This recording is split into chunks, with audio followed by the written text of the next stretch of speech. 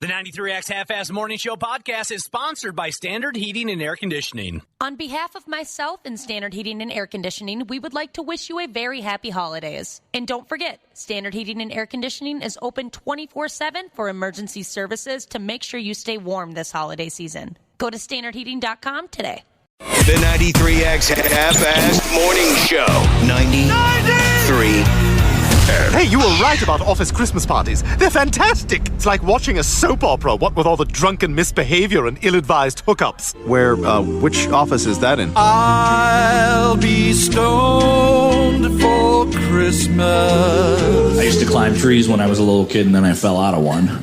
I didn't get hurt or anything. I just smashed all my Christmas presents. Any of you are looking for any last-minute gift ideas for me? I have one. I like Frank Shirley, my boss, right here tonight. Right here, with a big ribbon on his head. I don't want to tell him what a cheap, lying, no-good, rotten, four-flushing, low-life, snake-licking, dirt-eating, inbred, brainless, d***less, hopeless, heartless sack of monkey he is. Hallelujah! Where's the Tylenol? Now back to our regularly scheduled program. Yo, DJ, drop that beat. It's showtime. Oh, boy. Yeah, you're a great crowd. We sure as hell appreciate it. Welcome to the 93X Half-Ass Morning Show. Checking in here at 5:42. Thursday. Hell, Cubby, we already got a text message from a feller called World's Okayest Welder, Jesus. And it goes this way. He says, hell yeah, ass monkeys. Good start. He and another character by the name of Sid the Kid, it's their Friday. Oh, awesome. Congrats. So, World's Okayest Welder. Oh, I'm sorry. Sid the Kid Sheezes. For the both of them, it's their Friday. He says, time to get the vacation started. Have a good day. Brotherhood. Nice of you to check in on your day off. That's a commitment. We appreciate that. We get to say that we're on vacation after tomorrow's show. But always remember what Josh says about time off. Remember this. It'll help you enjoy your time better. Josh always says, every second that goes by, you're that much closer to going back to work. I think of that every Friday.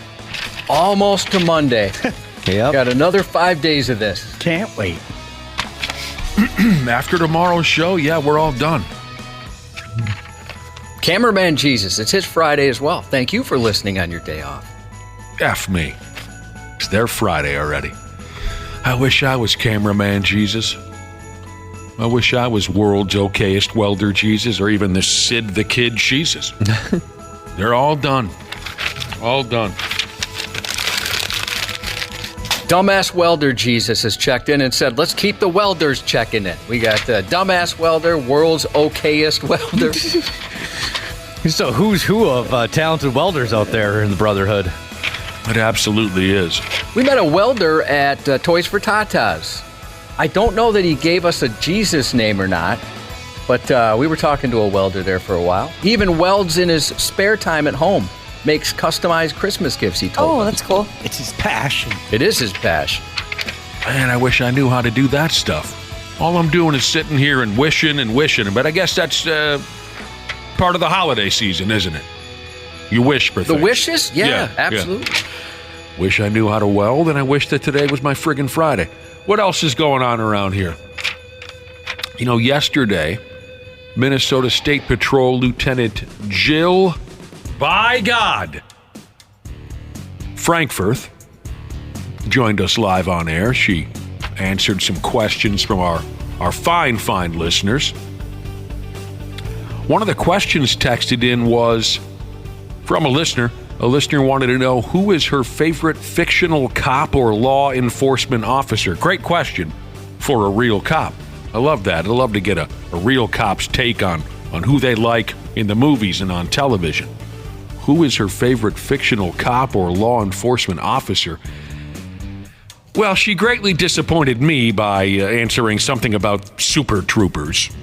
which is far from my favorite movie of all time. Far from my favorite. I don't get the Super Troopers bit. Maybe as a trooper, she has to. You know, it hits a little different, I'd imagine, if it's about your job. Sure. Yeah, probably.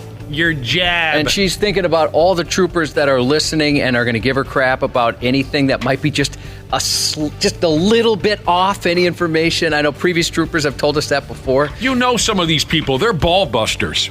Oh, absolutely, Yeah, which is fun. I mean, that's what I like that about this job. I like ball busting. Yeah, me too. I enjoy getting crap for stuff, and it's well-deserved at times. But yeah, I know, especially Shank, our trooper right before Jill, who he'd tell me, he's like, man, you know, I like coming on the show and stuff, but my phone blows up from all my partners, all these different people disrespecting me in every way you can think of.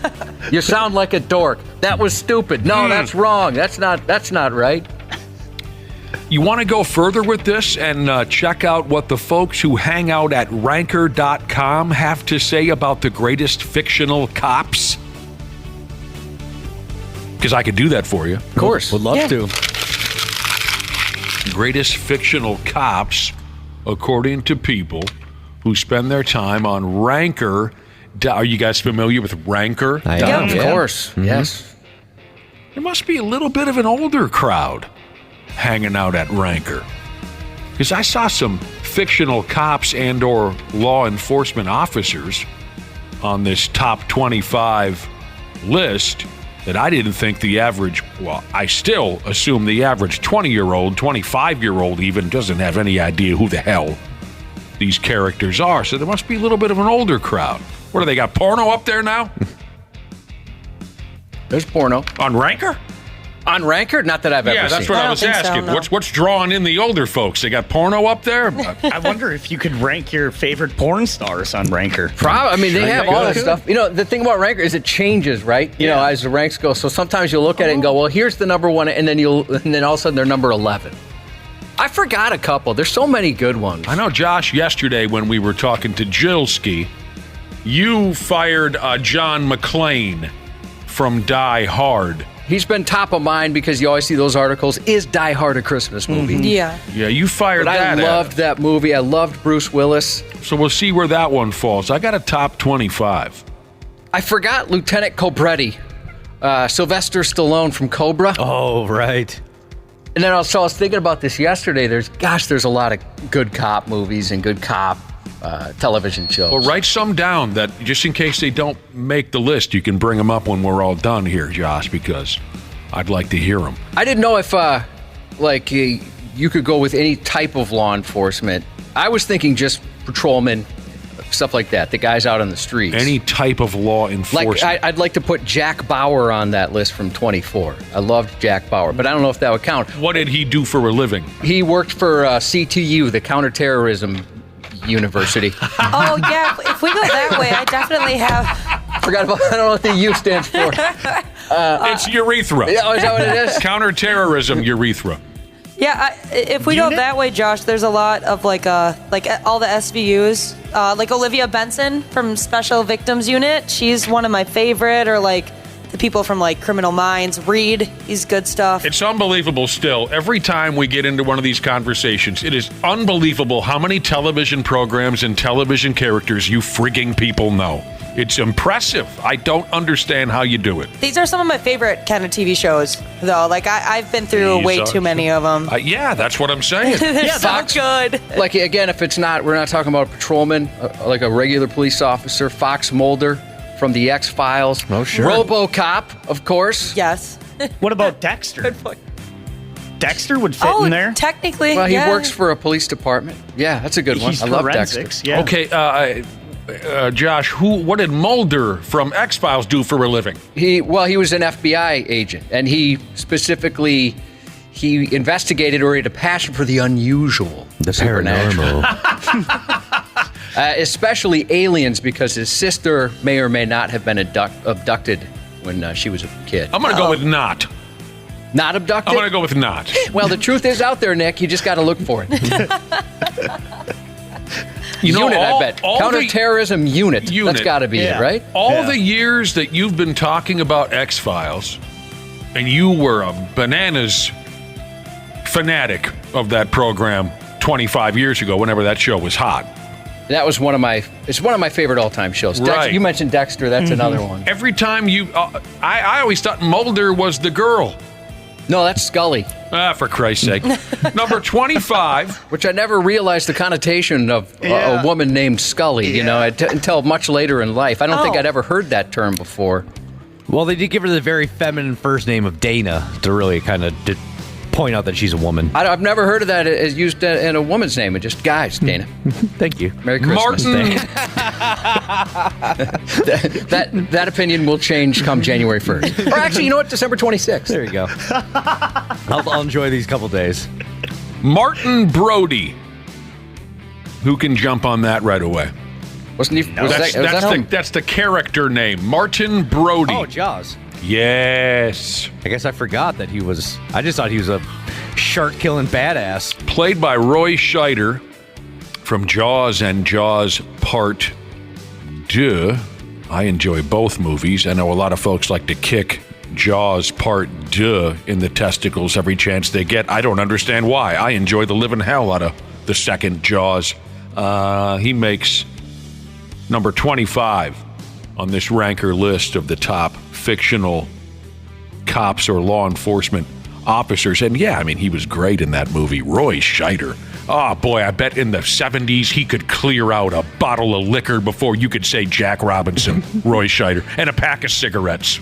I get, you mentioned some of the older ones, and I wasn't really thinking of some of the, really older ones, but like, what about Thomas Magnum from Magnum P.I.? Dude, yeah. I loved that show as a kid. He might fall in here, Summers. You know he's what? Got to. What I love about the character Martin Brody, played by Roy Scheider in Stinkin' Jaws, is that he was scared sideways the entire boat ride in the original, but yet he ends up the hero. I dig that. He was the whole time. He's like, "Oh God, I don't want to be here." Oh, what was that? Oh my! I guess it pays off to be nervous. We're surrounded by water in a boat. This doesn't make any sense. I want to go home. And then he ends up being the hero. That's great. Riggs and Murdaugh, Lethal Weapon. I'd put those on that list. Mm-hmm. 24, Sonny Crockett. Miami Vice. I didn't watch a lot of Miami Vice, but I thought those guys were really cool. I never saw really a couple episodes. And of course, just so you know, this article gives credit to anyone who's ever played that role. So it's not just credit to Don Johnson. They also, unfairly in my book, throw a little credit towards Colin Farrell, who played Sonny Crockett in the Miami Vice movie. I didn't see that one. Who did? Nobody saw that stupid thing. But the original Miami Vice with Don Johnson, I didn't really get wrapped up in it like other kids my age. My brother would come running across the yard when that theme music would hit when we were, 13, 14 years old. Sonny Crockett from Miami Vice. He was stylish. He got all the ass, pulling heaters, and killing bad guys all up and down the beach. Number 23, never saw it. The program was called NYPD Blue, and the character was Andy Sipowicz, played by Dennis Franz. Yeah, I haven't seen that either. I don't think I've seen that. It was huge. Yeah, it was massive. It was huge, really but big show. I never got into it. I never cared for... It was huge for a stretch of time. Number 22. Yeah, you got to help me out with some of these peckerheads. A character named John Munch. Oh, yep, Law and Order SVU. John Munch. That's the character name they wanted to hang on this guy? They call him Munch. Is that what they call him? I guess I never realized how dumb that was. That's dumb. Played by Richard Belzer. I like him, though. It's like they just used a character named Generator to come up with John Munch. Maybe somebody lost a bet, when they were writing the damn thing. Hey, can you imagine you're the guy you have to play that character? Yeah. Or at least you have that name. Maybe I don't know if the character maybe is a great character. Well, obviously people love him. I'm certainly familiar with, I knew that Richard Belzer, didn't he start as a comic many years ago, Josh? Or yeah, am he I was thinking a comic. of someone else? No. Okay.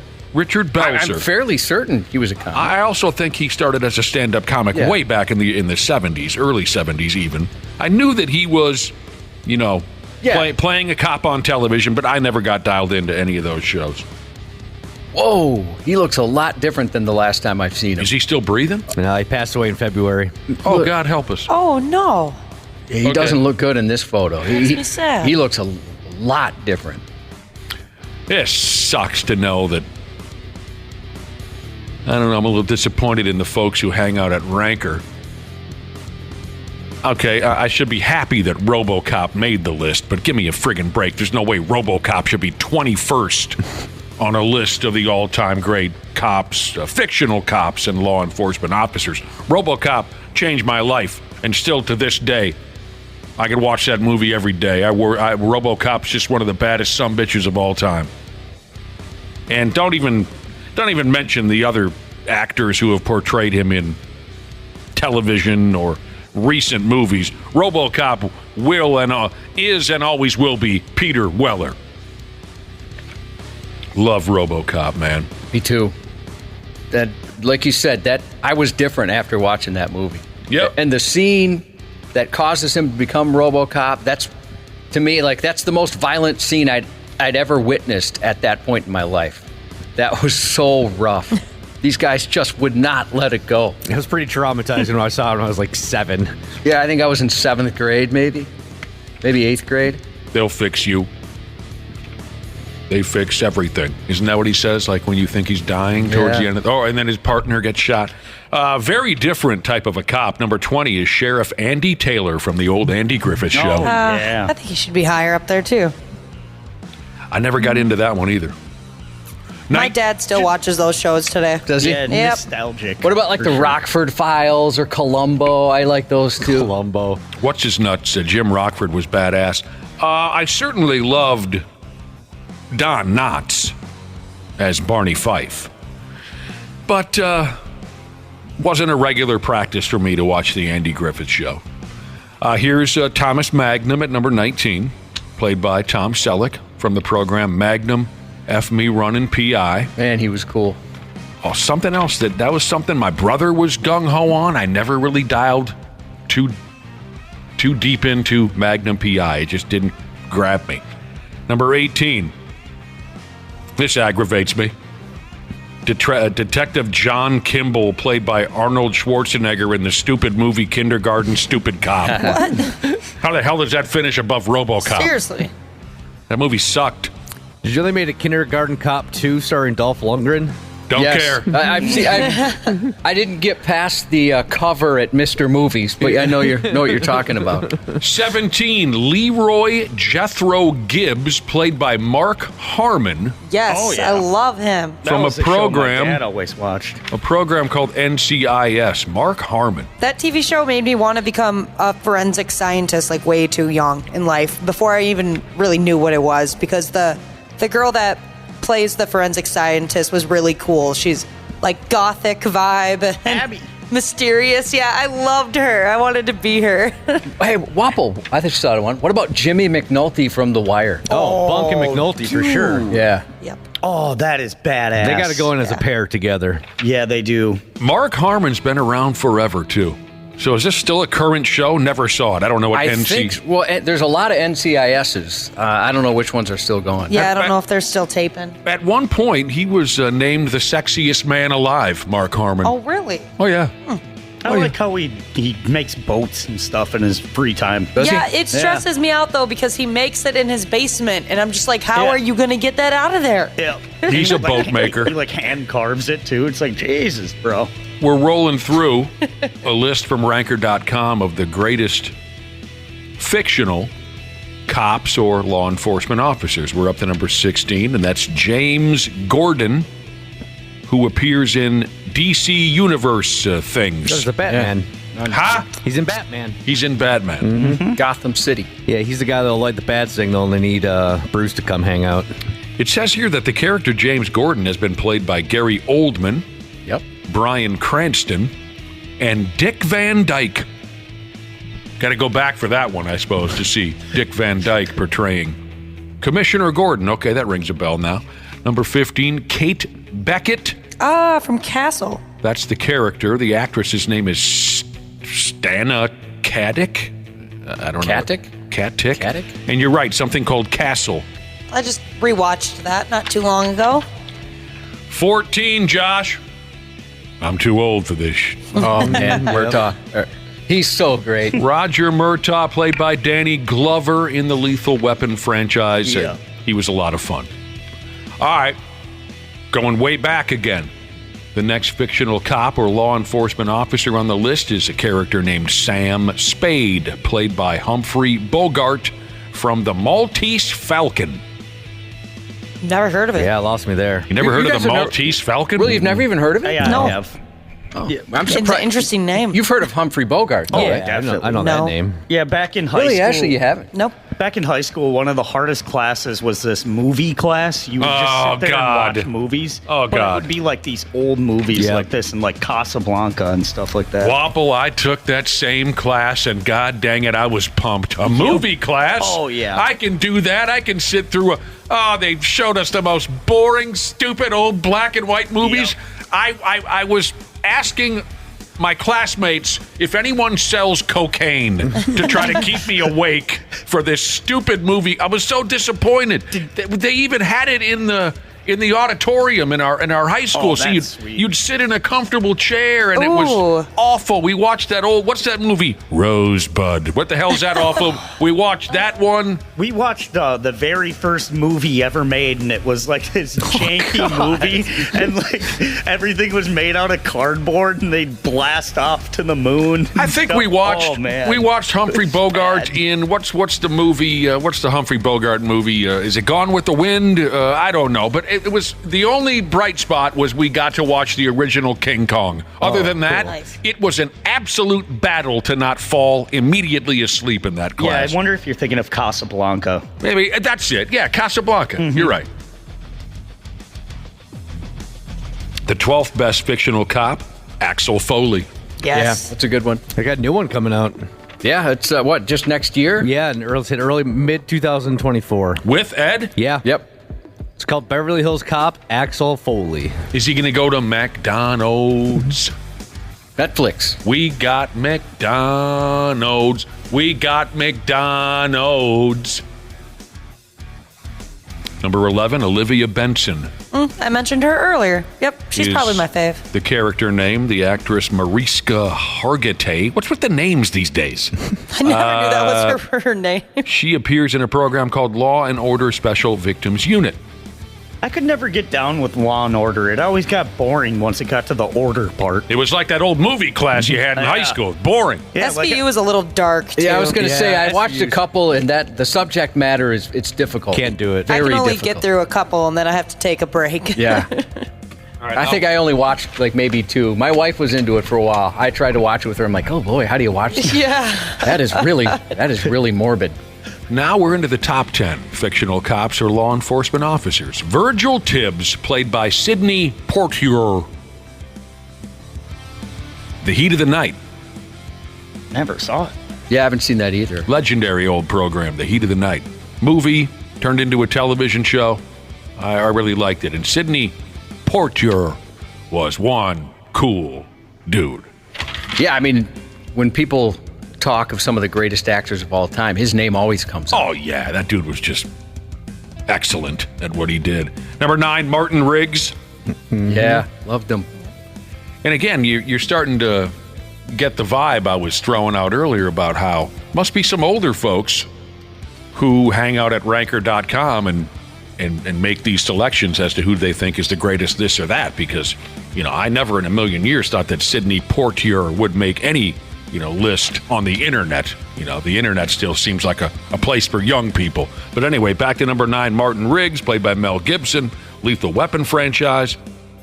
They say here he's an unpredictable and emotionally damaged cop with a penchant for taking risks to protect his partner and the city he serves.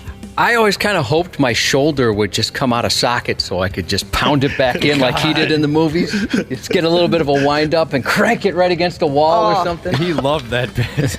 Remember that blonde he hooked up with in the second one? Ooh-wee, yeah. Man, she was just this hot little number, and they went into his trailer there on the beach, and then Didn't end up well for her, but yeah. They bumped. They did. They bumped. Number 8, Lenny Briscoe is the character name. I don't have the actor's name. Jerry Orbach. Okay, that was missing here. From Law and Order. You know Lenny Briscoe, Josh? I'm familiar with who he is, yeah. I mean, I watched maybe one episode of Law & Order the first season. Yeah, I've watched a couple of them, and I don't remember him much, but... You don't? Hey, no. Look him up. Maybe it's it's just a bad picture of him. Oh, you are looking him up. I'm surprised you don't recognize him. Again, I love some of these older programs getting recognized, or older movies, older characters. Number 7, Frank Bullitt. Lieutenant Frank Bullitt, played by Steve F. Me Runnin' McQueen. What a stud. Yeah. I don't think that guy ever had any problems. The Towering Inferno. Can anyone here comment on The Towering Inferno? Familiar with it, but I've never seen it. Yeah, never saw it. One of my favorite movies growing up. Oh no, the big how do you call it? The skyscraper is on fire, and Steve McQueen is in it. Mid-70s, Steve McQueen and Paul Newman. Awesome stuff. Awesome stuff. Bullitt had the first modern car chase. Yeah. People always talk about how that was the one that started the car chases you see today. The Towering Inferno, star-studded. The two main cats, though, are Steve McQueen and Paul Newman, and just to see the two of them in a movie together is awesome. Absolutely. They may have done other movies, I don't know, but I meant to say they may have done other movies together. I don't know, but O.J. Simpson's in the movie. A young O.J. Simpson. Number 6, Kojak, played by Telly Savalas. I've been watching old episodes of Kojak lately, Cubby. Oh, have you? It's been a long time for me, but I did like that show. Telly Savalas. I think I was a kid the last time I watched it, but I did enjoy him. He's good. There's some old channel that's been showing Kojak, and some of the acting is just brutal. It's just brutal. They're like, look, how much money do we have for actors for this episode? Well, we got enough for Savalas, but what do we do then? I just bring some other schmucks in here, give them 5-6 lines, we'll see how it goes. You know what I mean? Yeah, there's a couple streaming shows over the last couple of years where the main actor's very good and some of the supporting cast. God. It's uncomfortably bad. Yeah.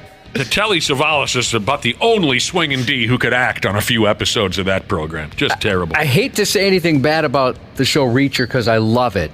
But so I'm caught up now on season 2. Some of the surrounding actors are pretty bad on that show. Absolutely. Have you noticed that? Yep. I mean, just the mannerisms even. It's not just the way they deliver the lines, but some of their mannerisms are odd and a little bit off. The 5th best fictional cop, according to this report from, how do you call it again, Ranker, Joe Friday from Dragnet. Never grabbed me. There was never a version of Dragnet that grabbed me. I thought the Dan Aykroyd version was pretty funny. With Tom Hanks. I thought that was brutally bad. I thought it was funny. I watched the originals with my dad on Nick and Night way back in the day. I always kind of enjoyed it. Nick and Night. Yeah. Like the Jack Webb original? Mm-hmm. The black and white one. Mm-hmm. 4, James Malone. This is a movie.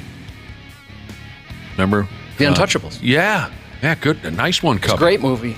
James Malone, played by Sean Connery. He's one of my favorite all-time actors. The Untouchables is a great movie, despite Kevin Costner. Gosh, he was a gorgeous, gorgeous man when he was younger. Sean Connery? Yeah. I think all the way through. I bet he's still attractive. Oh, yeah. Let me see. What, Sean Connery? He's dead. That's my point. I bet if we dug him up now. Oh, sure. Yeah. He probably was 2 years after his death, or 3 years, however, he died a few years ago. You're probably right. He's still better looking than any of us in this room. He's got very strong eyebrows. I love that. I've never heard that before. How much can your eyebrows bench, bro? They look pretty strong. His can bench a lot. The Untouchables is a great movie, and a lot of folks still have trouble watching the scene where Officer Malone is killed. Yeah. What are you prepared to do?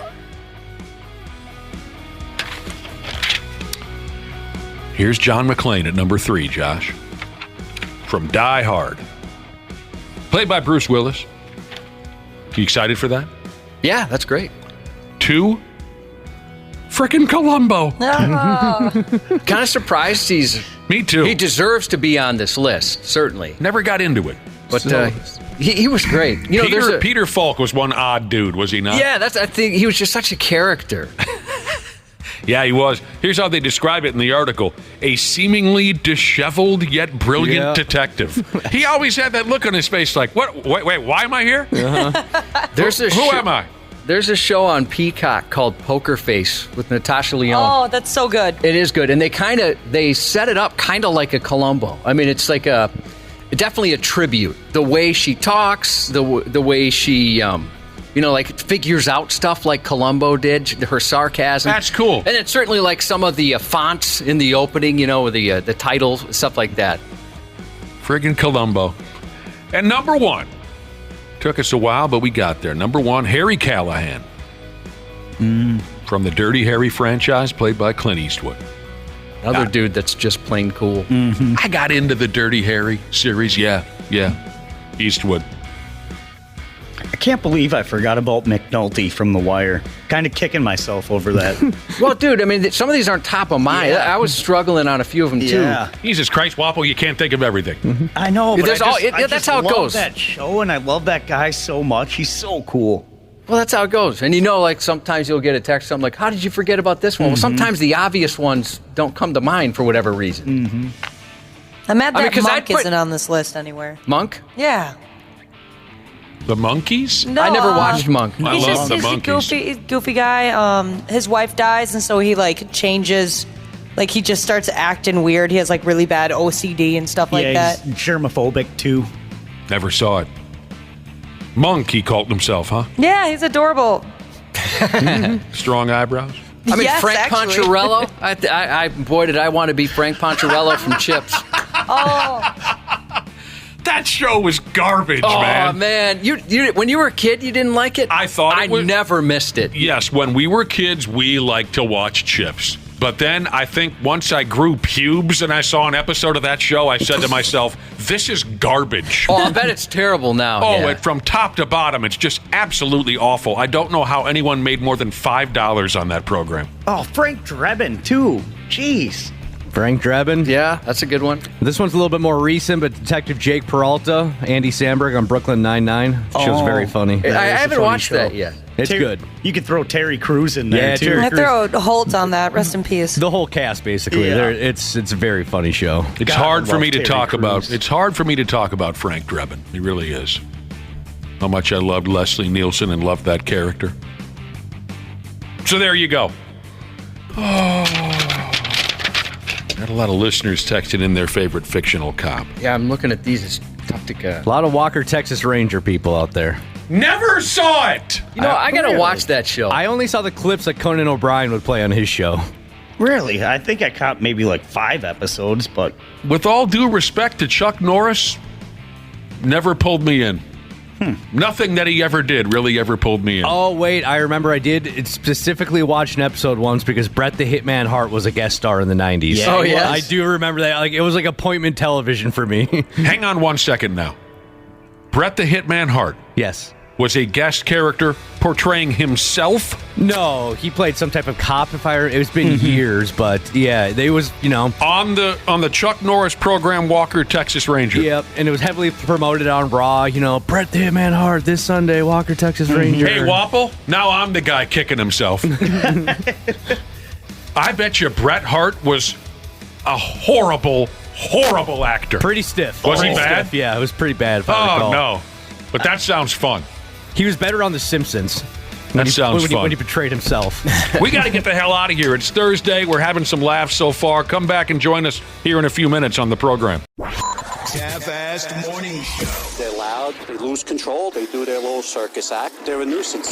93X. Grace here, customer service rep at Standard Heating. I'm proud to work for a company that understands and takes care of our fellow Minnesotans. Our weather here can be a little unpredictable and even extreme. That's why we've been here for 93 years and counting, to keep our community safe and comfortable. On behalf of myself and Standard Heating and Air Conditioning, we would like to wish you a very happy holidays. And don't forget, Standard Heating and Air Conditioning is open 24/7 for emergency services to make sure you stay warm this holiday season. Go to standardheating.com today. So right now may be the perfect time for you to rethink how you pay for health care. And here's why. Not only is it open enrollment for a lot of people, it's also a time you can join MediShare and save even more than usual. For many families, switching to MediShare saves about $500 a month, which is a game changer for a lot of people. And what's more, they like it. MediShare has double the member satisfaction rate compared to health insurance. Double. MediShare is a proven thing, too, for over 30 years. It's a Christian community of more than 400,000 members. And here's the thing. If you join before December 30th and you mention the promo code SHARE, you'll get another 10% off all of 2024. That's 12 months of savings. So I'll give you the number here in a second, but call. You'll get a price within 2 minutes. And again, the deadline is December 30th. So call now. You'll save even more. Here's the number. 844-43-BIBLE. That's 844-43-BIBLE. 844-43-BIBLE. Stupid news on the Half-Assed Morning Show. Oh, man.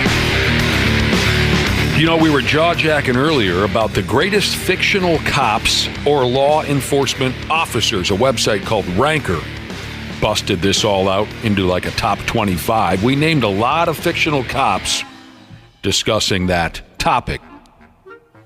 The three characters that got texted in the most on my end, you know, texted in from listeners, 651-989-9393 is how you get a hold of us. The three characters that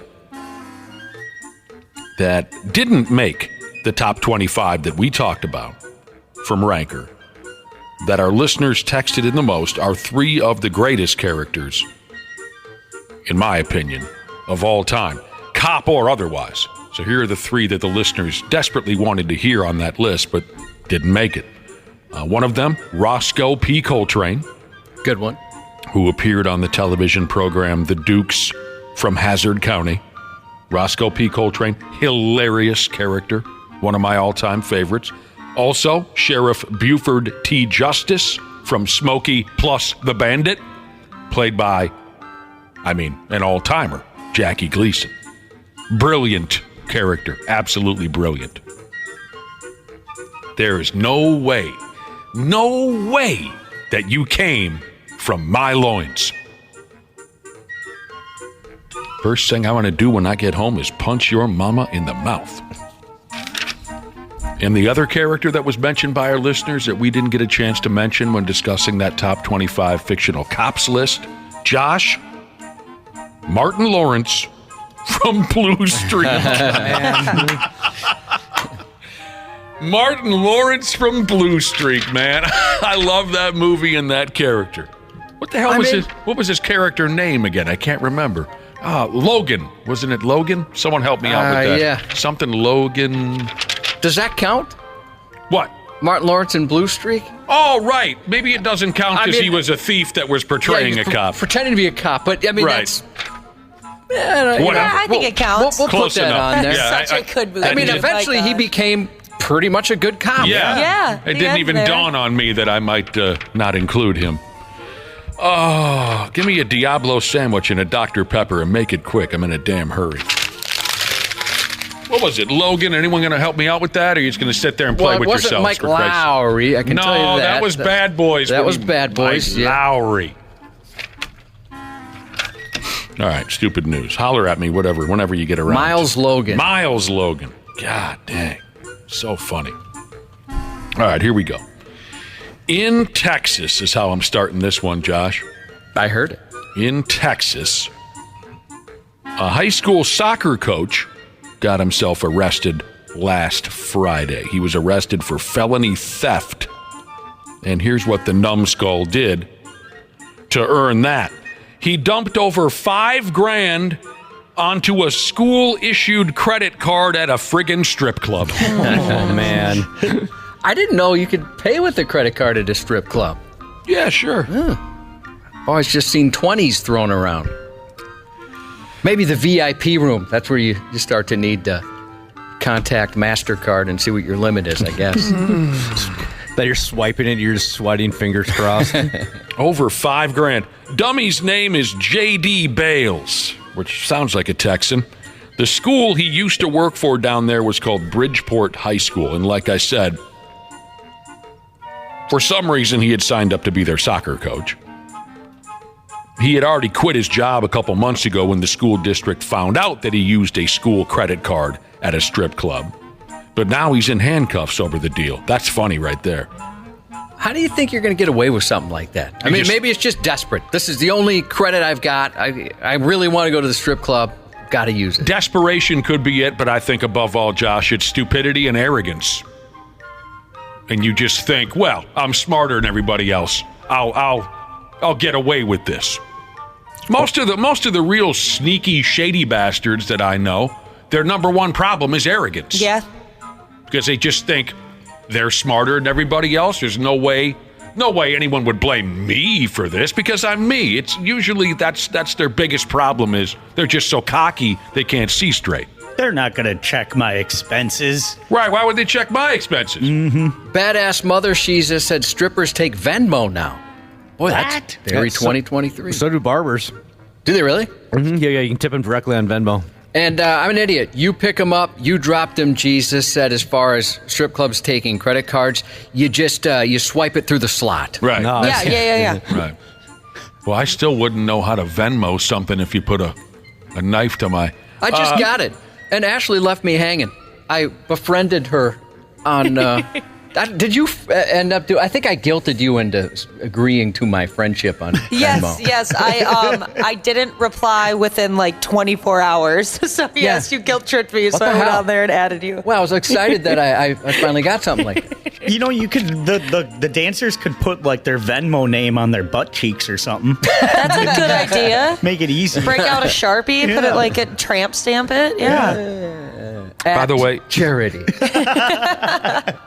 We screwed up again, Josh. I forgot. I just got a text from a listener. Miles Logan, Martin Lawrence's character from Blue Streak. He wasn't a cop. He was a federale. Oh, God, I could watch that movie every day. Okay, back to this idiot. Back in September, this teacher went out of town to a coaching clinic in Houston, Texas. A coaching seminar, which was titled, How to Pretend Like Soccer Matters to Anyone in the United States. No, I'm kidding. Some kind of coaching clinic. It was all set up to be an educational experience, but Dinkus went ahead and cut loose at the Boom Boom Room one night, a joint called the Men's Club of Houston. That one's no fun.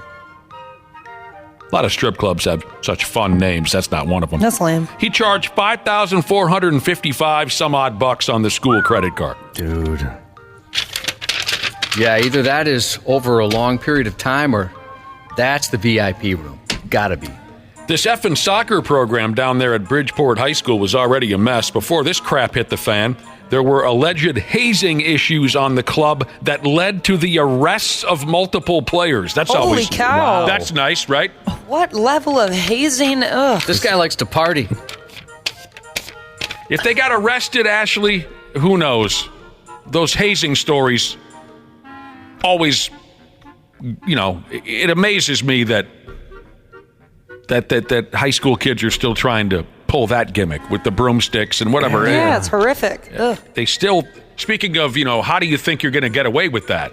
You know, the high school hazing ball clubs, how do you think that no one's going to find out about that? You know? And why do you want to do it? Like, of course, we all enjoyed messing with our buddies and stuff, but everyone's like, hey, let's go put a broomstick up his butt. Well, and everybody's got a camera in their pocket, and within seconds they can get it online. Josh and I have our theory on why they do that, Dana. Maybe now isn't the time to share it, but we've had theories that I feel pretty strongly about. All right, on the topic of money at a strip club, we got a text here saying my brother had to have our stepdad wire him $600 because he ran out of money at an Iowa strip club. Yeah, can you imagine that desperation? I do have friends like that who have gotten so far in over their heads, and they're like, I don't know what am I going to do? How am I going to pay for this? You know, all of a sudden things start racking up, and let's go into this room now, and then they get the final bill. And this guy might have been like, well, this is the only way I can pay for this right now. That would be a level of panic I hope I never experience. Oh. I would think for sure, well, I'm dead. Yeah. I'm going to be murdered by a bodyguard or a bouncer here. Yep, they're taking me out back. All right, for Pete's sake, next up in the stupid news is a cop who's been accused of beating off in his stupid patrol car. And that's just part of this nightmare. I'll never understand something like that. Oh, I get being horny. Oh, do I? Oh. But, you could probably save that for an appropriate place. Well, this guy, I think, is like a sick maniac. You know what I mean? Well, obviously. Yeah, I don't understand the masturbating at work. Don't get it. No. Even if you're in the privacy of a car. They've got cameras in there. Yeah. Well, if I knew I was going to do it, Josh, you do have those tinted windows. In my car? Yeah. Yeah, but you'd see that suspension can't handle what I bring. God dang. You're bouncing like crazy. A cop's been accused of beating off in his patrol car in a place called Yam Hill County in Oregon. A deputy by the name of David Richard Mills, he's all of 36 years old now. He's been charged with 12 counts of exposing himself and performing sex acts in public. 12, bruh. Whoa. One or two pecker flashes, I think folks might give you a break. We're talking a smooth dozen here. All right, everybody here gets one. Still. You get one, and that's it. I can't believe that. He's still a cop. Well, he's not going to be a cop for long. No, I'm saying, up until that point, it took 12? Yeah. Well, it was 12 charges. Oh, okay. So it would have been a few at a time. He wasn't caught every single time. Yeah. It was. I was like, whoa, dude. Slow down a bit. Remember now, this is number 11. There was one more. There were some investigations that came to that number, and don't get cute with came. Some of the other cute routines this idiot is accused of are, well, I already mentioned he was pulling one loose in his patrol car. That surely smells like the ocean.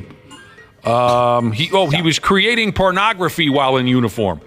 He was accused of posting indecent pictures and videos to Twitter and OnlyFans. Yeah, genius. Let me just flash my badge number in this, too. Oh, and you'll like this one right here. This Mills guy allegedly went ahead and fired a money shot into somebody's water bottle. Oh, no, dude. Gross. Good aim, though. You bring up a good point. As someone who's gone through some fertility stuff, they give you a cup, and it's not easy.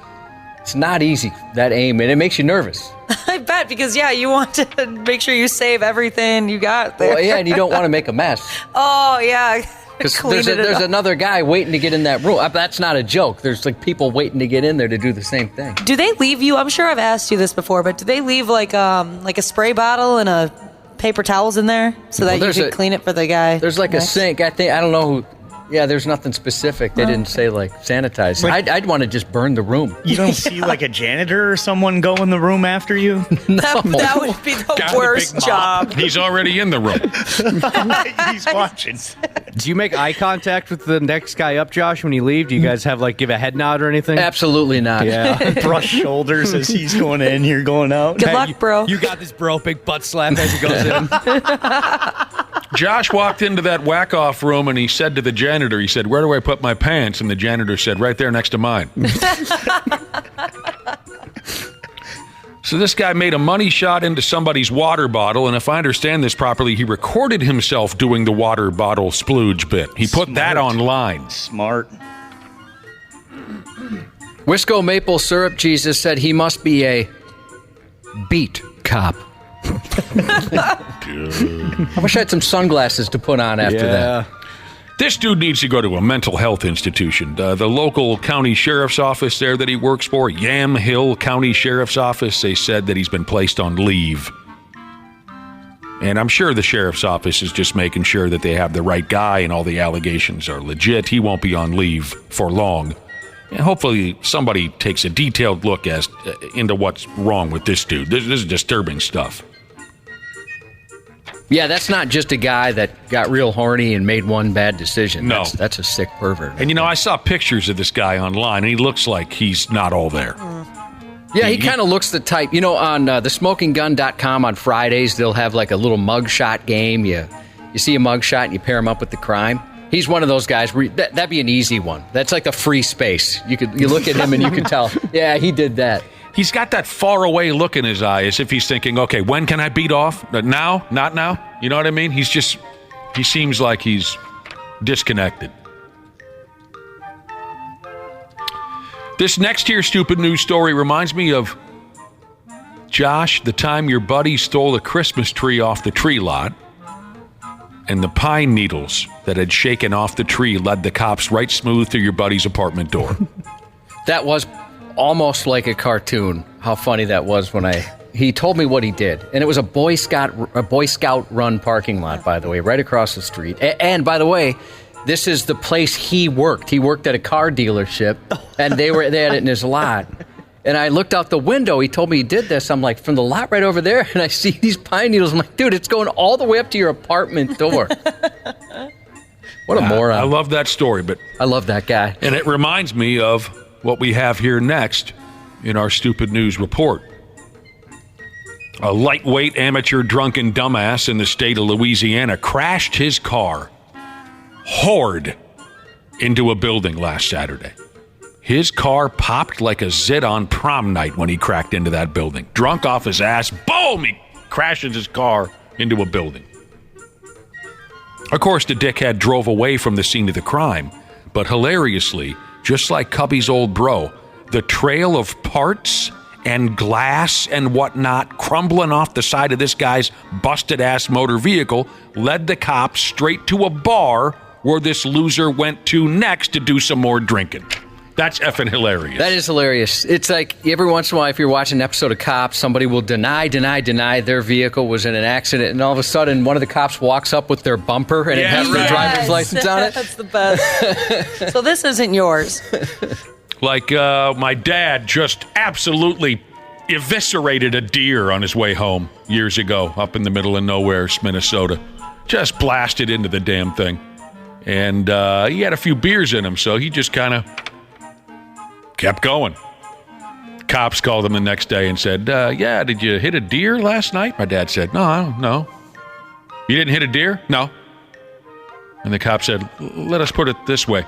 We found your license plate next to a dead deer on this road. And my dad said, oh, yeah, that deer. Yeah, okay, sure, I did. You see what I'm saying?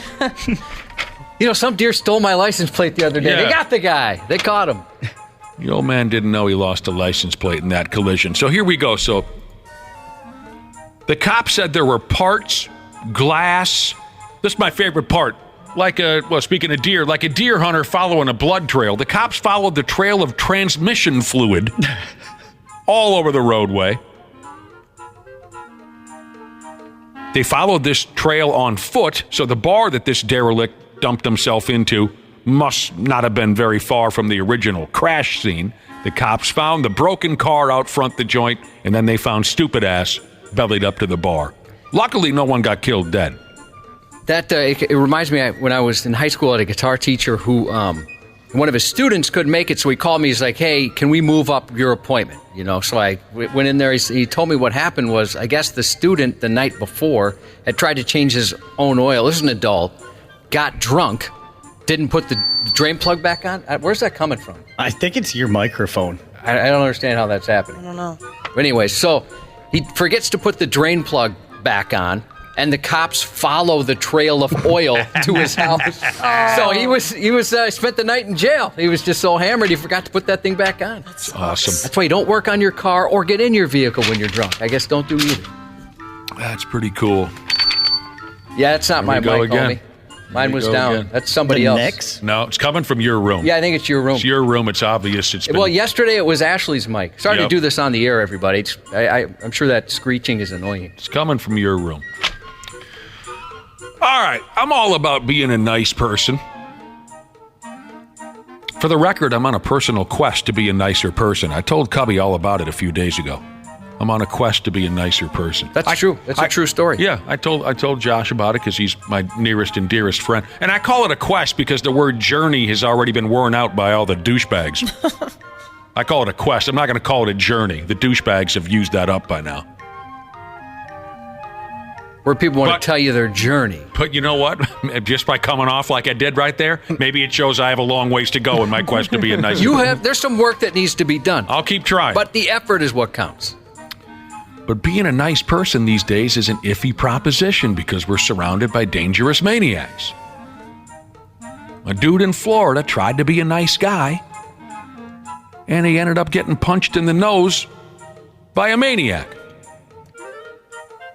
In an attempt to make a long story short, the nice guy was at home one night when he noticed that an unknown guy was walking around the front of his house. So nice guy says, "Can I help you now then?" Because he's nice. Unknown guy asks nice guy if he could have something to drink because he's thirsty. Nice guy invited unknown guy into his home to grab some water, but the unknown guy asked for a Steve Weiser instead. "All right," said the nice guy. And when the nice guy went into the kitchen to get this guy a beer, unknown guy went into nice guy's bedroom and started going through his nice guy things. When the nice guy told the unknown guy to stop, unknown guy spun around and karate chopped the nice guy smooth across the nose. Oh. See what I mean? Being nice doesn't pay off anymore. I'd love to live by the words of John Dalton from the documentary Roadhouse, but it's not 1989 anymore, and I'm not in a turf war with Brad Wesley.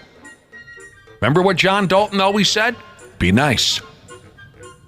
Roadhouse. All hell broke loose from there between the unknown guy and the nice guy who was just trying to give a derelict a beer. There were claw hammers being swung about. That would hurt. Walls got torn loose in the nice guy's house. The beer never got cracked open. Shattered glass everywheres. And this is cute. When the cops finally caught up to the unknown guy, who turned out to be a dangerous maniac named Bruce. Bruce, he's 38 or 39 years old now. He actually told the cops, quote, "The other guy started it."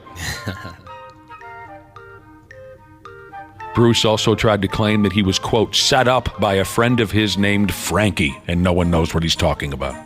Who was Frankie? Don't know. No one knows what he's talking about. Bruce is all done. So there you go. Bruce's mugshot is great. He's got a look on his face like, "Well, this is stupid. Why am I here? I have no responsibility here." I want to know what he's got tattoos on his shoulder blades. Or not shoulder blades, I guess the front of his shoulders. I'd like to know what the... Are they names? Did you see those? Frankie's one of the names, I think. No, it's not Frankie. I didn't see that. No, I didn't see the tattoos. So it doesn't really pay to be that nice person anymore, does it? But I'm going to try. I'm going to try. It's a quest. I think you always should, no matter the situation. You'll probably feel better about yourself if you don't freak out. I'd like to feel better about myself because normally you know how I feel about myself. Very positive? I hate myself. Oh, that's not true. I'm a dummy. I had a guy try and kill both of us on the road yesterday. Both of us? Yeah, me and him. Oh, I'm sorry. I thought you and I were involved in something. No. How was he going to get that 2-for-1? That's none of your business, Dana, where Nick was at that time. What happened to you? He just decided I'm in the fast lane, right? And he comes from the right lane. I don't believe you. Right away, I don't believe you. Well, I had to be. You had to be in the fast lane. One of those. It was a move-over situation, right? Yep. And so the dude comes from, like, out of nowhere. He gets on the freeway, right? Just as I'm passing by, comes all the way, passes all lanes of traffic, and goes on the shoulder on the left. And then starts like turning into me in this thing. And so I half thought, I'm going to run this guy off the road. I was so frustrated, but I instantly stopped. Because I knew I'd feel better about myself if I didn't freak out. I even thought of you. Good job, Josh. I appreciate that. I got in the fast lane yesterday too, Josh, just for a second. And I got to be honest with you, I'm just totally unfamiliar with that anymore. I didn't really know what to do with myself. I'd never get in the fast lane. Ever. I like life in the fast lane. He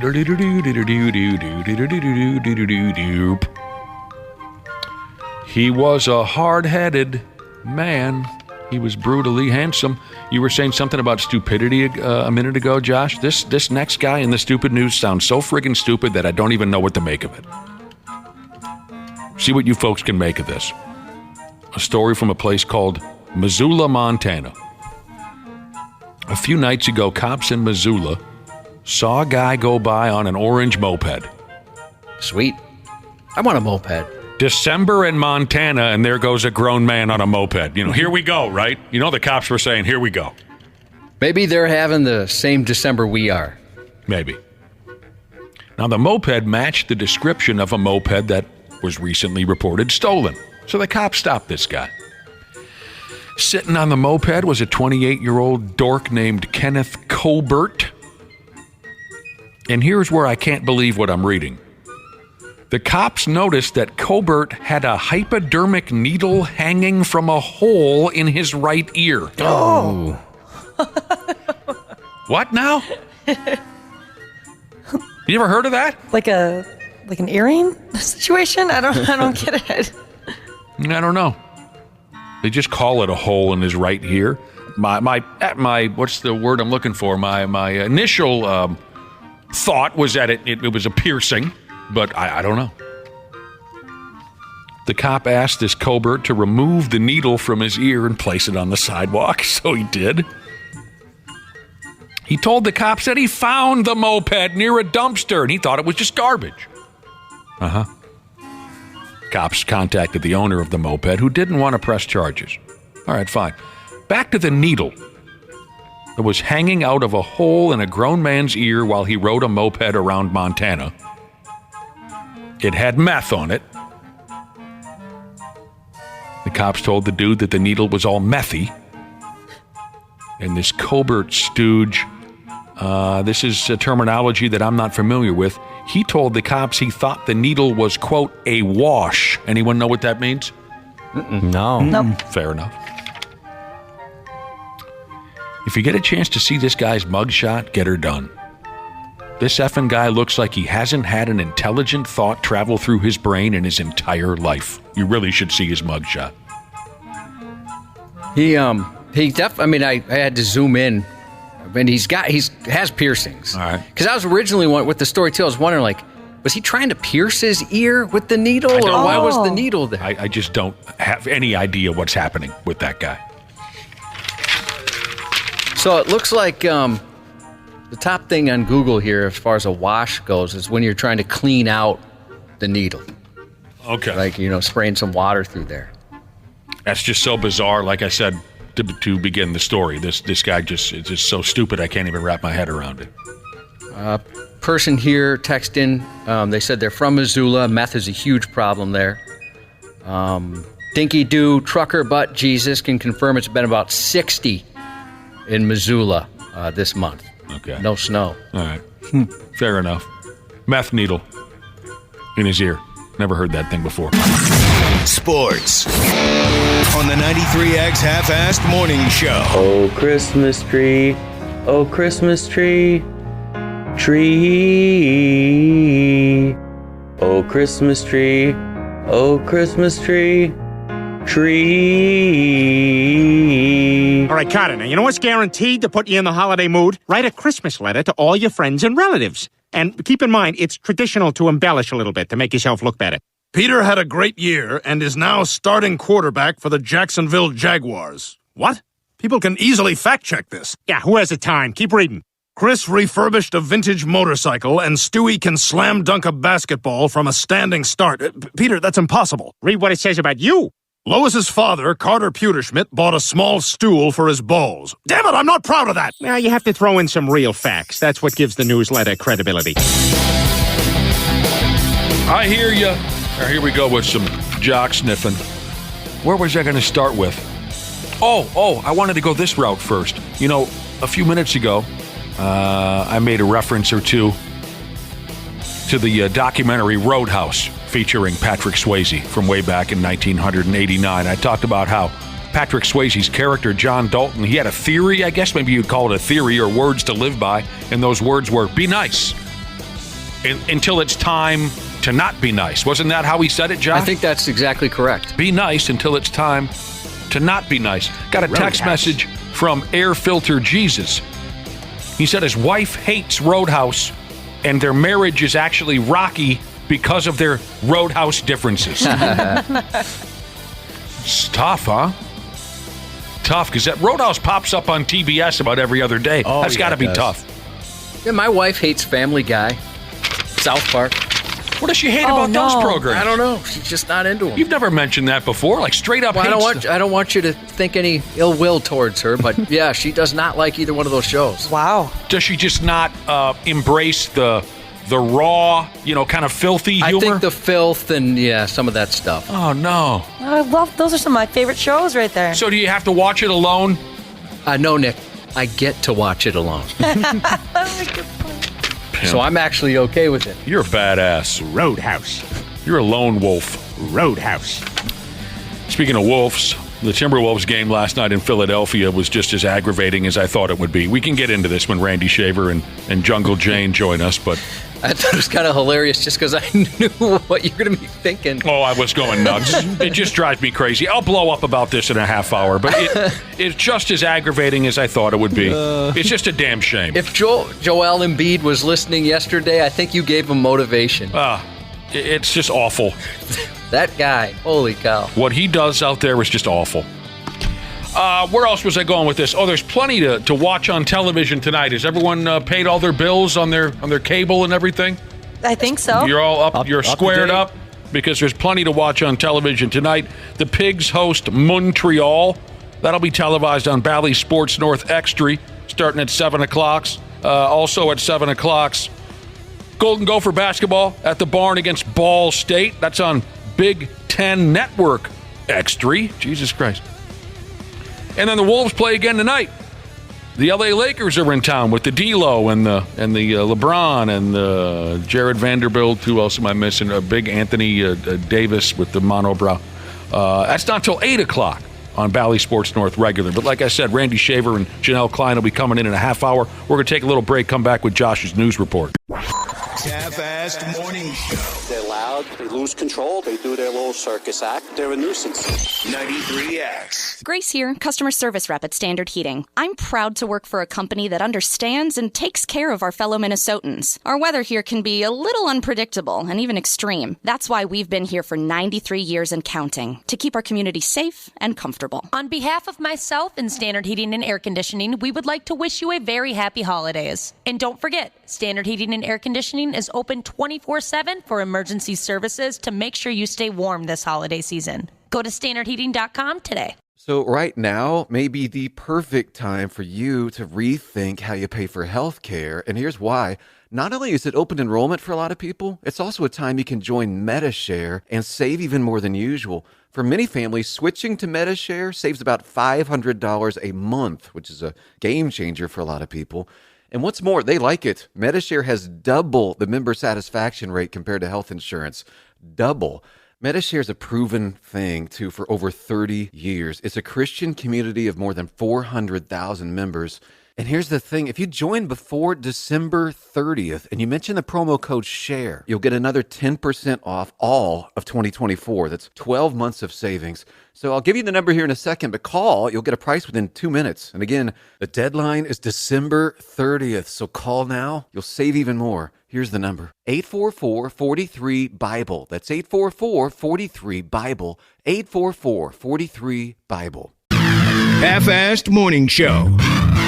93X. This is too much. You know, kids are supposed to be safe in school. They're supposed to be safe in daycare. They're supposed to be safe at home. And enough is enough. A North Minneapolis daycare was hit by gunfire this week while kids were inside seeing Santa. 5 or 6 gunshots rang out, and I thought it was nothing. I'm like, is it gunshots or no?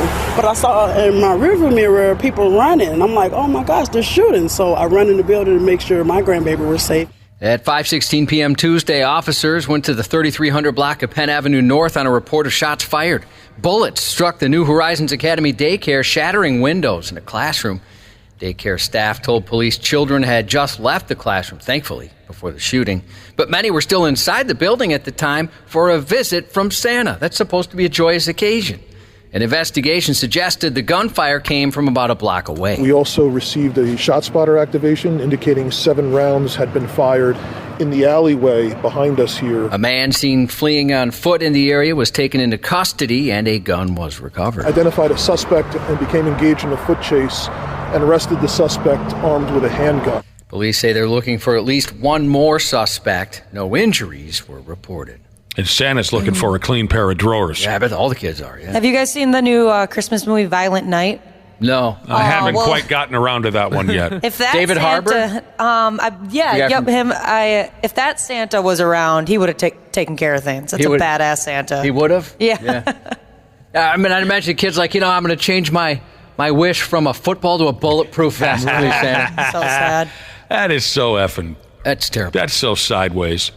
A school security officer's handgun is now missing after police say a middle schooler walked off the property with it after finding it in the bathroom. Police say the incident took place Tuesday morning at Kirby Middle School in Memphis. The security officer said about 10:50 a.m. she accidentally left her handgun in a girl's restroom stall after taking a poop. She said she didn't realize her gun was missing until over an hour later. School staff reviewed surveillance footage, and that showed a student enter the bathroom at 10:59 a.m. She appeared to be concealing something underneath her hoodie when she exited. She immediately walked out of the school doors without permission. Oh, that's crazy to me. Like, before I leave the bathroom, especially because, like, I have to sit down, so I have to, put stuff down usually. I make sure I have my phone, I have my e-cig, I have my keys still. Awesome. I can't imagine being like, oh, yeah, all right, well, where's my gun? Where you have to sit down, I choose to sit down. Didn't you hear what 2 weeks? She was taking a poop. Yeah, number 2. You're not always thinking clearly. I don't know. Jesus. Some Eden Prairie elementary students were exposed to a pornographic image and a threat after 2 individuals got into a Zoom call somehow. A letter from school officials sent to Oak Point Elementary families after the incident during an assembly on Tuesday. The letter said students were on the Zoom call to watch a blue ribbon flag raising ceremony when someone shared a pornographic image in the chat. School officials said 2 people used an automated voice to say concerning things, including a threat of violence at the school. As soon as we became aware of this content, we ended the call immediately, the Oak Point principal said. The district and law enforcement are working to investigate, but it appears the individuals involved accessed that call from outside of Minnesota. Bored kids out of high school with nothing better to do? Yeah. Is that maybe Probably, your guess? Yeah, a couple of douchebags. Yeah. A man who attempted to enter Florida's MacDill Air Force Base with an AR-15 and over 100 rounds of ammunition last month called himself Captain America. According to the criminal complaint, the 33-year-old was stopped at the entrance gate. He refused to hand over his ID and instead verbally identified himself as Captain America. Yeah, that's when you start waving the cops over, right? Yeah, no kidding. Right about there. Oh, okay, dude. Hold on 1 second. Wait right here. He told security personnel he worked with the U.S. Special Operations Command and had a meeting with a general to, quote, provide top-secret information. He made several incoherent statements and was eventually detained due to his suspicious behavior. According to the complaint, a search of the man's vehicle turned up a Colt AR-15 rifle, 5 magazines, and 125 rounds of ammunition. His trial date is set for early next year. Holy balls. Yeah, that's pretty freaky. Virginia State Police said a man suffered a gunshot wound during what was described as a training scenario gone wrong. 10 a.m. Saturday, the VSP Bureau of Criminal Investigation Field Office responded to a reported shooting, and they found a man suffering from a single gunshot wound. He was flown to a hospital for treatment for serious, but thankfully not life-threatening injuries. At this point in the investigation, police believe 2 men were doing training exercises when one of the men fired what he thought was a training pistol. Instead, it was a real handgun, and the other man was accidentally shot. God dang. That could damage a relationship. Police in Georgia are looking for a woman who they say pretended to be a Waffle House employee in order to steal cash. The sneaky theft happened at a Waffle House in Riverdale, Georgia, Tuesday of last week. Waffle House. Investigators say the woman worked 2 hours in the restaurant. And She did? Yeah. She put in her work. Yeah, she did. Put in a shift. And she just started taking money from the cash register. Oh, that's beautiful. And then took off. I wouldn't do that at a Waffle House, man. Those employees they protect their Waffle House. Do they? What the hell have you do ever seen those videos? What videos? I mean, there's a lot of videos that come out of Waffle Houses. Waffle it seems House. They and Walmart are unfairly targeted. Yeah, but the employees at Waffle House, they know how to fight. I think you have to pass some type of fighting course to get a job there. 2 Texas women who excel at thieving from the grieving allegedly stole $50,000 worth of goods from a woman's home while she attended her mom's funeral. Oh! Man, that is low. 31-year-old Adrian Hart and 29-year-old Sage Grider broke into the Houston home of a woman while she was at the service with her 2 children last Tuesday. While she was at the mother's funeral, the duo allegedly stole jewelry, silver, car keys, and even the kids' school backpacks and Christmas stockings while ransacking the home. When police found the car, it was reportedly full of other stolen goods and contained a list of recently deceased people and their family members. Dude. Cops caught up with the suspects by tracking down stolen AirPods to the apartment they shared. Once there, they found other stolen goods and located additional stolen property at nearby pawn shops. As court records show, this isn't the first time the pair has tried to pull off a home robbery linked to a funeral. In 2020, they were arrested for allegedly stealing a recently deceased person's car during their funeral. Hart and Greider are still on probation from that offense, and they were even ordered to stay away from each other.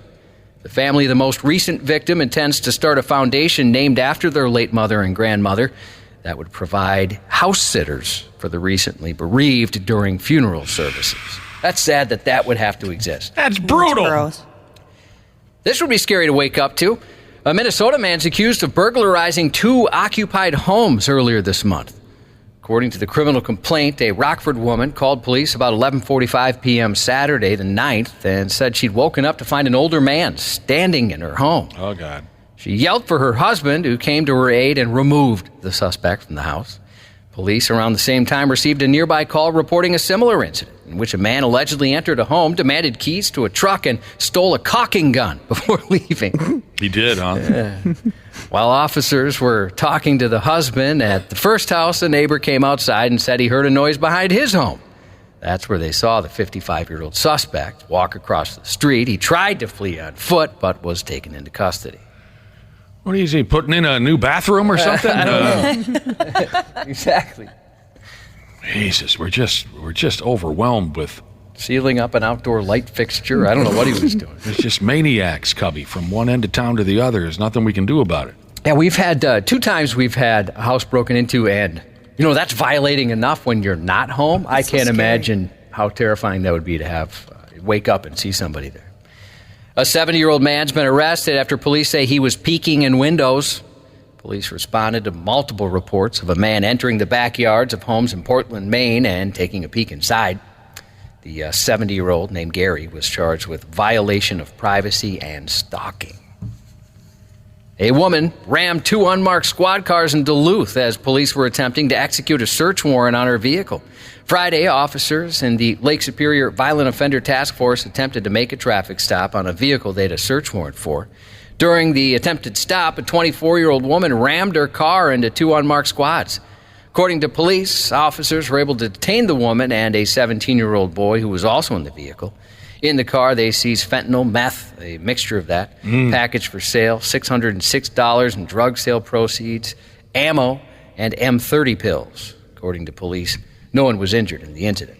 They sound like they got their act together, those two. Yeah, maybe this 17-year-old maybe has nothing to do with it, but yeah, the 24-year-old, what's going on? A New Jersey police lieutenant swiped cocaine and fentanyl from the county prosecutor's evidence room and then tried to return the drugs in, quote, substantially different condition after higher-ups began asking questions about what he was doing. A New Jersey police officer was arrested yesterday for allegedly stealing drugs from an evidence room. Police confiscated the drugs, but he's pretty sure he knows how to get them back.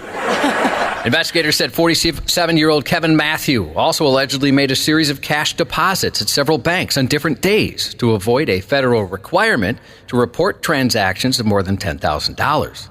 He also allegedly had 2 razor blades in his office that tested positive for cocaine. As alleged, the defendant's conduct constitutes a shocking and brazen disregard of the law by a high-ranking officer who was sworn to uphold the law, New Jersey's Attorney General said. Matthew, who'd been on leave since November 3rd, was also allegedly caught on camera coming and going from headquarters, carrying bags big enough to carry the narcotics that he'd signed out. When he brought the drugs back, they looked much different than when he signed them out, police said, but he tried to pass them off as being in the same condition. Well, what else are you going to do with them, right? Might as well use them up. They're just sitting there unused. Don't want to go to waste. So we're all done trusting this guy, aren't we? Yeah, I think he's done. He's done. A Twin Cities police chief is warning against gift card scams involving law enforcement impersonators after her own family nearly fell victim.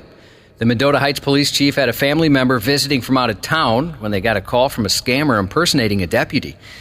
They told them there was a warrant out for their arrest for missing jury duty. I had a relative in from out of town, got a text message later in the day that said, I had the craziest experience. There was a warrant out for my arrest. Called the family member right away, and I said, tell me more about this. My family member was skeptical, but when they expressed that skepticism to the scammers, they actually followed it up with emailed documents that looked official. Since then, she went to 2 different Walmart locations attempting to buy gift cards, but associates recognized the scam and didn't sell her the cards. If not for employees at 2 local Walmarts, my family member could have been out upwards of $4,000. An asset protection operations coach for the Walmart in Roseville said all associates are trained in scam detection. The Federal Trade Commission warns that no real business or government agency will ever tell you to buy a gift card to pay them. People shouldn't feel embarrassed if they fall victim, the chief said. She said there's only one group of people who should feel bad about it, the criminals. I hear you. That's great that they're training their employees to notice that. I'd imagine it's probably not just Walmart, but I wouldn't consider to train something like that. So, they saved that family member $4,000. You can help support the Randy Shaver Cancer Research and Community Fund this New Year's Eve by heading to Polly's, one of Maple Grove's newest restaurants. They're partnering with Tackle Cancer with a big party to ring in the new year. From 6:30 p.m. to 1 a.m., a ticket gets you the opportunity to participate in various raffles. There's a wine pull, mystery gift card games.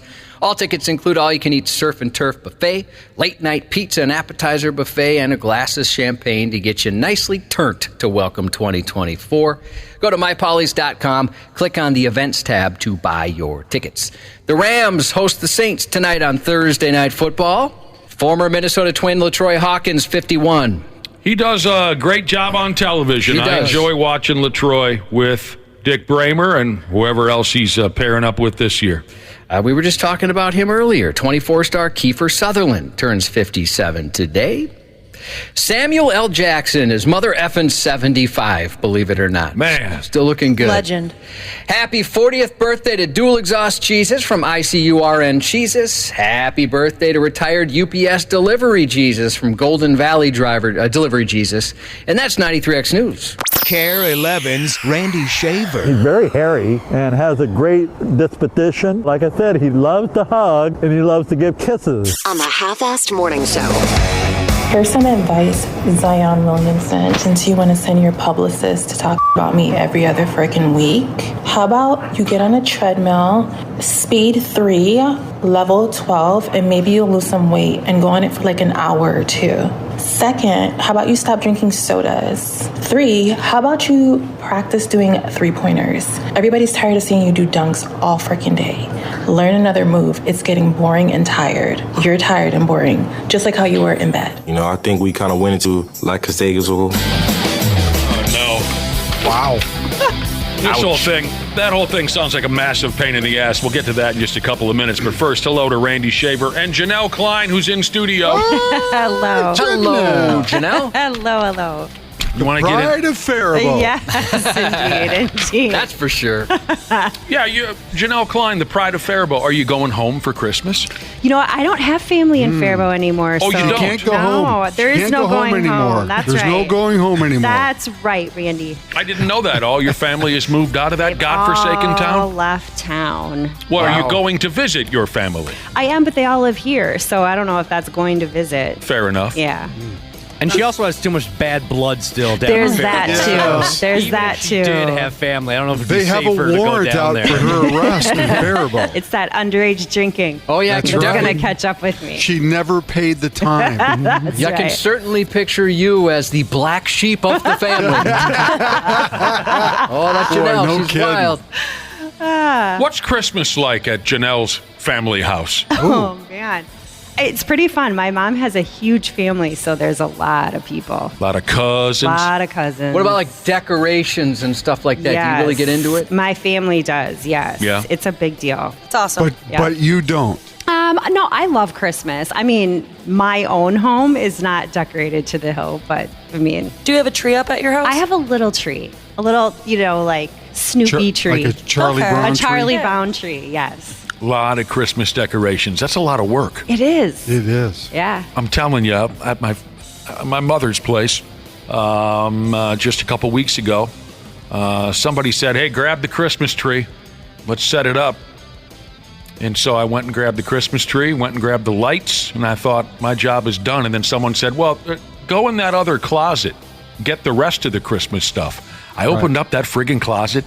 There were 5 or 6 of those big fat-ass plastic bins filled with every knick-knack and snowman character. It's just, it's obnoxious. I love it. Yeah, that's what it's like at my house. I bought even more this year, and I have no idea where I'm going to store it. That's what I was going to say sucks about Christmas and Halloween is where you're putting everything. You need storage. No clue. I got some. I'm telling you, Wobble. I actually get it just for that. It took me a half hour just to get all those bins out the closet and then crack the lid. And it's every Frosty the Snowman and what's the cat's name with the red suit again? Santa Claus. And then you got tinsel everywhere. Tinsel, candles. Yeah. It's madness. Madness. Been a while for the tinsel. But yeah, we got a storage facility a lot because, the older kids, we got stuff everywhere, right, that they can't put in their apartments. So that and really decorations. You run out of places to put them all. Like you said, those bins and everything, it gets kind of crazy. I don't get it. That's just a little too much for me. So, okay, you go see the family. We were talking the other day about, we're looking at straight up vacation after tomorrow. Yeah. Randy's off work after tomorrow, right, Randy? That's correct. Brad Ryder, everyone. So are you free for a while now? The holidays off for Janelle? Yep. That's nice. Downtime. Okay. That's wonderful. All right, we got plenty to cover. Do you want to talk about that Zion Williamson? What was that? Yeah. It's pretty mean. We'll start with Stop drinking soda. Yeah, her delivery is annoying. This is why Josh stopped dating porn stars a long time ago. New Orleans Pelicans ball player Zion Williamson. He's got a porn star ex-girlfriend. Her name is Mariah Mills. They broke up 6 months ago, according to this story, and this gal can't let it go. Now, this is maybe someone can help me out here. There's a misprint here in the story from brobible.com. There's an obvious misprint. I'm just going to read it as is, and maybe one of you knows what's going on, or you can look it up. It says, earlier this year, this Mariah Mills had a meltdown on social media when Zion Williamson announced that he was a baby with another man. A baby daddy. I'm guessing there was an H and W mix-up there, and he has a baby with another, and then they forgot the W on woman? I don't know. It's confusing. Right. Someone can look that up and get the way they printed it. Mills had a meltdown. The lady Mills had a meltdown on social media when Zion Williamson announced that he was a baby with another man. Whatever. Yeah, she's upset. Whatever they meant to say there, maybe it doesn't matter in the long run. Has a baby with another woman. Yeah. That's a likely correct answer there, Wapple. Because I know he did just have a kid, too. Did he? Yeah. Oh, I thought they just announced he was going to have it. They actually had it? I don't know about that. Okay. I remember him talking about the baby. This Mills gal was so relentless in going after Zion Williamson, she was banned from Twitter. Because she was making threats to expose him unless he paid her. Expose him for what? I don't know. Because that line was so effed up there. I don't know what she was threatening to expose him for. Now, this Mills lady's taking shots at Zion from her silly little, what do they call it again, a TikTok account. And she said that he's boring in bed. Maybe she might even say, Zazagizel? Yeah, he was Zazago. In bed? Zazagizel. Yes. And as you heard, she said, here's some advice, Zion, since you want to send your publicist to talk about me every other freaking week. How about you get on your treadmill?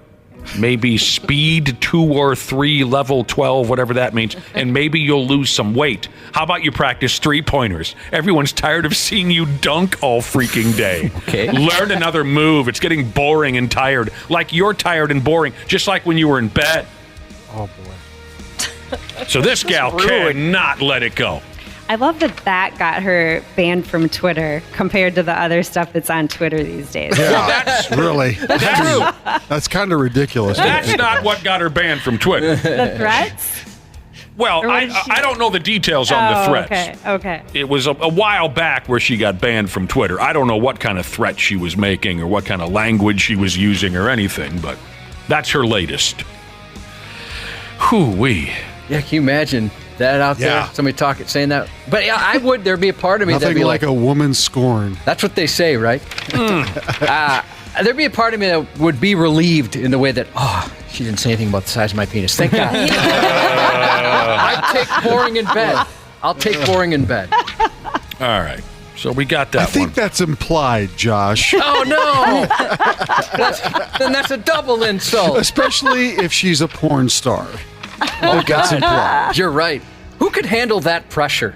I could never handle that pressure. No. Right. I'd be willing to try. Be willing to try. No question about it. All right. So there you go. That's the nightmare that Zion Williamson is living every day. I don't want to go too far before we get into this Andrew DePaula thing that we've got happening. Remember last week, Randy Shaver? About the jersey? Andrew DePaula said he appreciates our listeners so much, and he understands the impact that they have on Pro Bowl voting. You know, for God's sake, our listeners single-handedly got him into the Pro Bowl last year. I've been liking and retweeting everything he's putting out. That's great. Help me if I get sideways in explaining this to our listening audience, because you know that I know zero about Twitter and how it works. So last week, Andrew DePaula, long snapper for the Minnesota Vikings. We'll talk to him tomorrow, I think, right? Yep, absolutely. That's the plan. But we wanted to make sure we got on this now. He offered up an autographed jersey to be given away via our radio station here. So it's up on Twitter now. Yep. Okay. At 93X Radio. That's how you reach it. You punch in 93X Radio. Yep. Twitter.com/93X Radio. There's a picture, as Wapple would say, up there of Depot holding the autographed jersey. Yeah. So here's how it works. And again, interrupt me if I get squirrely.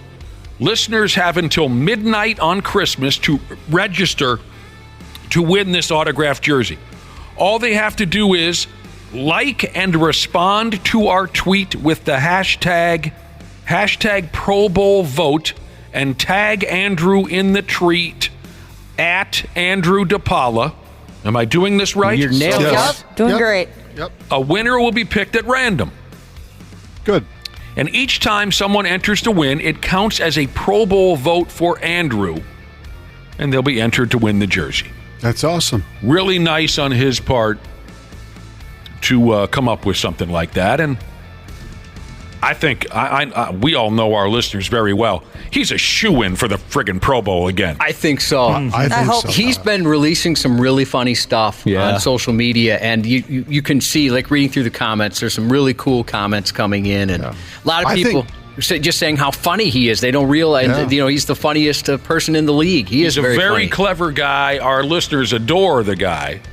So, I think his chances of making that friggin' Pro Bowl again are very good. And I'm excited that some listener will get that jersey to wear around town. That'll be fun. I think the jersey's great. I would love it if he threw in a half dozen bagels.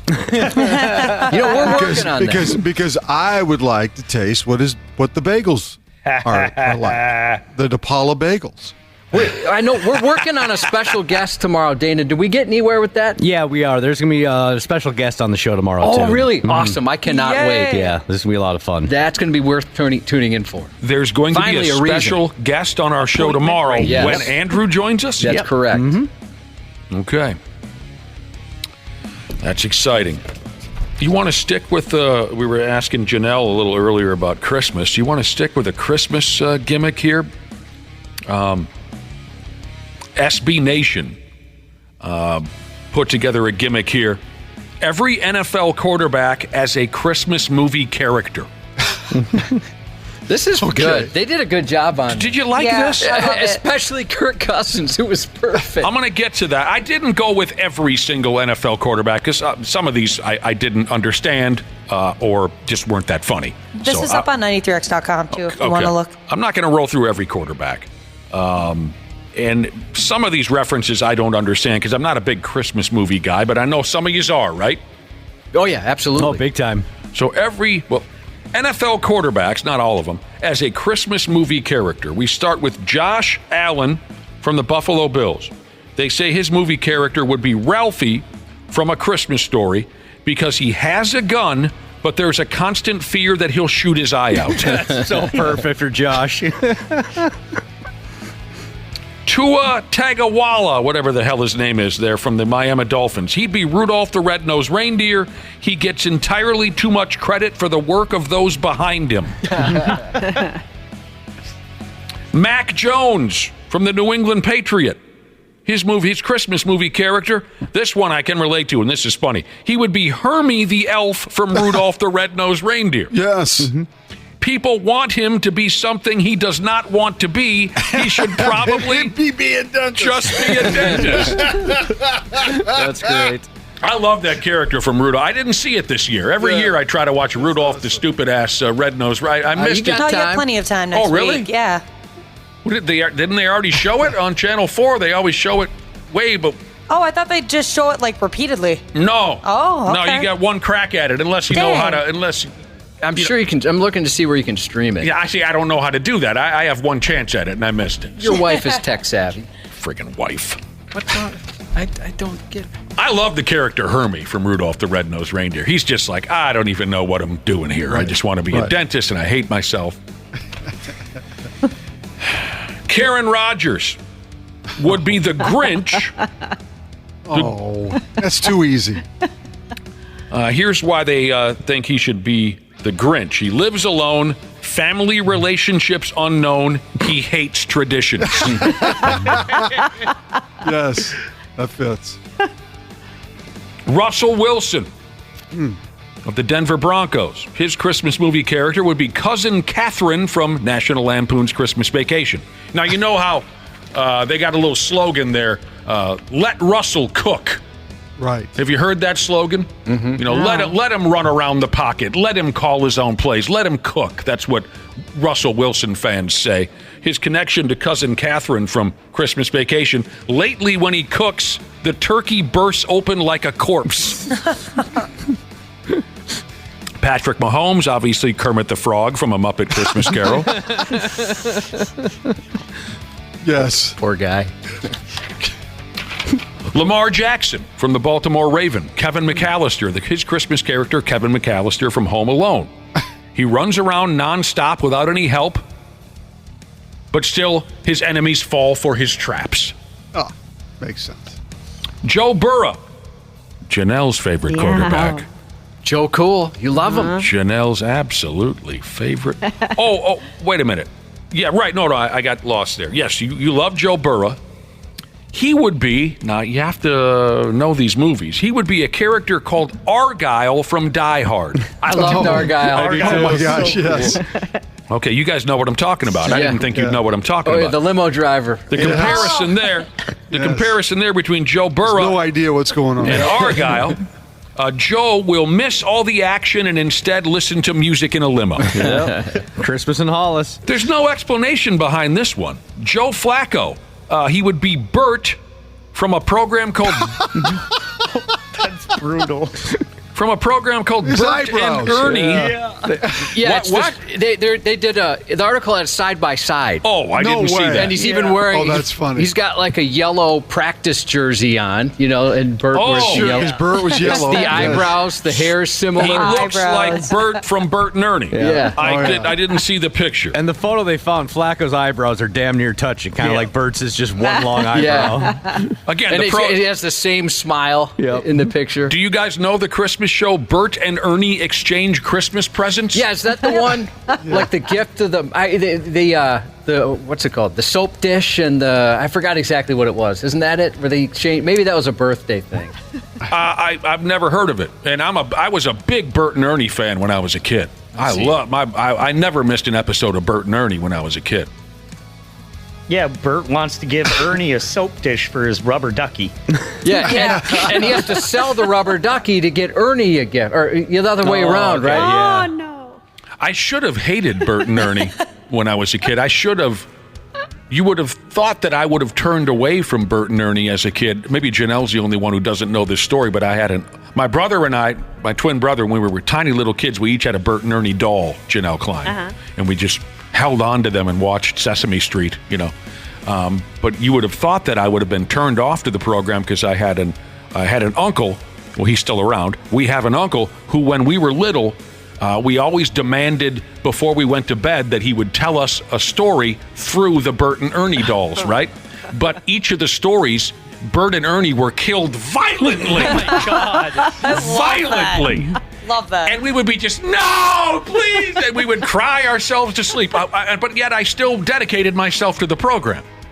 Bert and Ernie were killed. Their heads were cut off. They would bleed out. It was just awful, but those were the stories he would tell us. All right, so here it is. Bert sells his paperclip collection to buy Ernie a soap dish to keep his rubber ducky in. Ernie, though, had sold his rubber ducky to buy Bert a cigar box to keep his paperclip collection in. Oh, no. Both got rid of everything. All right, continuing on here. NFL quarterbacks, if they were Christmas movie characters. Trevor Lawrence would be the reindeer Prancer. This is how they play it out. Beautiful but wounded and has great hair. Okay. Beautiful but wounded, has great hair. I don't understand all of this either, Randy Shaver. Yeah, I don't get that one. Will Levis, the quarterback for the Tennessee Titans. He would be John McClane from Die Hard, because underneath his jersey, he's probably wearing a tank top. Have you seen that guy's arms? Yeah, he's pretty yoked. Mm-hmm. He is. He's yoked. All right, Dak Prescott, Frosty the Snowman. He melts as soon as things heat up. I think you could put the Cowboys in general in that category. Yeah, they melt when things heat up. Yeah, we're getting to that time of year where, they've had a great season and then all of a sudden the things just go south. Tommy DeVito of the New York Giants, he would be the leg lamp from A Christmas Story. You want to know why? Yeah. Because he was picked up on a whim and he must be Italian. Brock Purdy, Buddy the Elf. Yes. Nobody is really sure if this goofy dude is magic or not. Brock Purdy, Buddy the Elf. I will say. I don't know if there's any. What's that, Randy Shaver? I think he's proven himself. Oh, you think so? Okay. I do. Let's just close out with Kirk Cousins, because Josh was excited. Okay. What? Justin Fields. Did you like Justin Fields? Let me go back to Justin. I got it here somewhere. Justin Fields, the quarterback for Chicago. Mm-hmm. He would be George Bailey from It's a Wonderful Life. I don't know what that means. In the description, poor dude just can't catch a break. Oh, yeah. Oh, right. I missed that part. I'm sorry. Okay, Kirk Cousins. This is completely lost on me, so help me out. His Christmas movie character or Christmas program character would be the piece of asparagus. Oh, from Veggie Tales, the Star of Christmas. Isn't it perfect that he's like a vegetable? Yes. He's just like a piece of. He's mundane. Now here's why Kirk Cousins is the piece of asparagus from something called Veggie Tales, the Star of Christmas, because he's a big, unoffensive performance that has no meaning other than vague Christianity. Jeez. All right. Please don't do the all right thing. I just not on Eff-Off week. The all right thing. Are you going to come around to Kirk Cousins and like him? No, what about when he's not. gone? No. When he's really never? No. I wanted him out of town since the first minute he laid foot in Hennepin County. I know that's true. Yeah. So no. Well, the Timberwolves game last night in Philadelphia was just as aggravating as I thought it would be, and it played out pretty much exactly how I expected it to. Yeah. The big center for the 76ers, Joel Embiid, to watch him play is misery. It's everything that I hate about how the NBA works these days. And last night was exactly how he plays every night. He embellishes fouls early in the ballgame. The referees fall for it. He gets every ticky-tack call imaginable. He's shooting free throws every trip down the floor. Next thing you know, the Wolves are in foul trouble. And before you know it, Embiid and the referees have made it so you can't guard the guy with any physicality at all out of fear of instantly putting him at the free throw line. And he's just free to hit jump shots and layups until he hits 51 points. Oh. It's so difficult to watch that guy. And I It don't is get when why. you're playing against him. If he was on your team, it's like Brzezinski. If he was on your team, you'd love the guy because he does multiple different things. He scores points, he grabs rebounds, and he gets other teams in foul trouble. And in the NBA, when you're playing the inside game, and the Wolves rely on that inside game, he's a master at it. I don't get why he gets a free pass every night. Why does he get a free pass every night? I don't know if he gets a free pass. I just think that he's become a master at being able to manipulate the game in his favor. And I know that I agree with you. It's frustrating to watch, but in another way, it's kind of beautiful to watch because he has figured out a way to manipulate the game in his favor. And I personally, and you know I like this guy because I think he's a very, very good player. You got to give the guy some credit. No, I'm not going to do that. I know you're not, but I'm going to because I just think that he's doing some things right, especially right now. He's playing. I don't think there's another player right now that is playing at the level that he's playing at this point in the season. I think last night was his fourth consecutive 40-plus game. Or am I not thinking? It's something like that. He is setting some records right now with the way that he is playing, and he's carrying, obviously, the 76ers, and they're winning. I mean, if they were losing and he was doing that, that'd be one thing, but they've won like 6 of their last 7. The real actually skilled basketball player worth watching on that Philly roster is Tyrese Maxey. Maxey, no doubt. Yeah. He scored 35 points. That kid actually has a skill set. Embiid shot 18 free throws last night. The Wolves shot 24 as a team. I'm sick of it. I get the frustration. And I get your explanation too, Randy. But I do. on the flip side, I think there's something, for lack of a better term, there's something beautiful about the way that he goes about his business and the fact that he has been able to manipulate the game. And he does it from the very beginning. Some nights it doesn't work for him. Last night it did. Gobert got in foul trouble right away. And, Embiid was off to a big night. So. Next up, the Wolves got to play tonight. Yeah, the Lakers. Come back home to play and the Lakers. I think, lost to Chicago last night. In Chicago, badly. So, they'll be... It's a back-to-back for them, so... I'm assuming that both Davis and LeBron will play, but sometimes in a back-to-back, that's not necessarily true. So for Wolves fans who are hoping to see the Lakers at full strength, I guess I'm not sure if that's going to happen tonight or not. There's plenty of other things going on. The Pigs are at home against Montreal tonight. Golden Gopher basketball is at home against Ball State. Busy night. All right. Now, you guys already know that I despise having conversation. Did Janelle go to sleep? No. She just couldn't possibly care less about the Timberwolves or Joel Embiid or any of that stuff. If we're not talking about Faribault, she's just not part of the conversation. I went to a Timberwolves game last week. No, you did not. It's a true story. I did. On a date with Ric Flair, maybe? Oh, come on now. Two of you really hit that relationship going, by the way, Janelle? We only go to Wild games together. How did it go? You went. What game did you go to? Let's see, Saturday night. Oh, who did they play? Was it date night for Janelle? It was not a date night. You and a bunch of chicks raising hell? Yeah, one chick. Who did they play? I can't remember who they played Saturday night. Indiana. Okay. Oh, fun. Mm-hmm, Get into the drinks a little bit? Not really. Dance club afterwards? For sure, always that. Yeah. You like the late night party.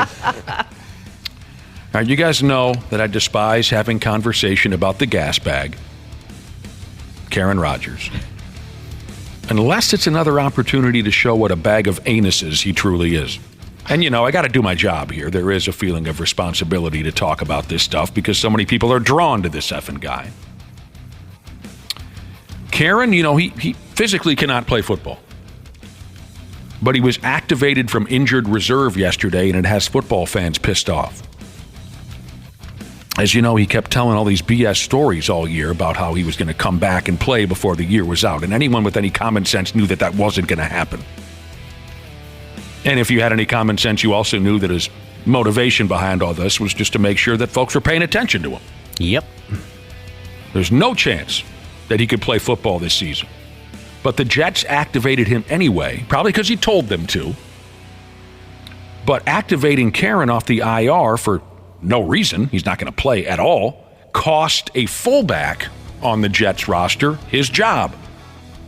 A kid by the name of Nick Bodden was waived as part of the transaction. That's how it works.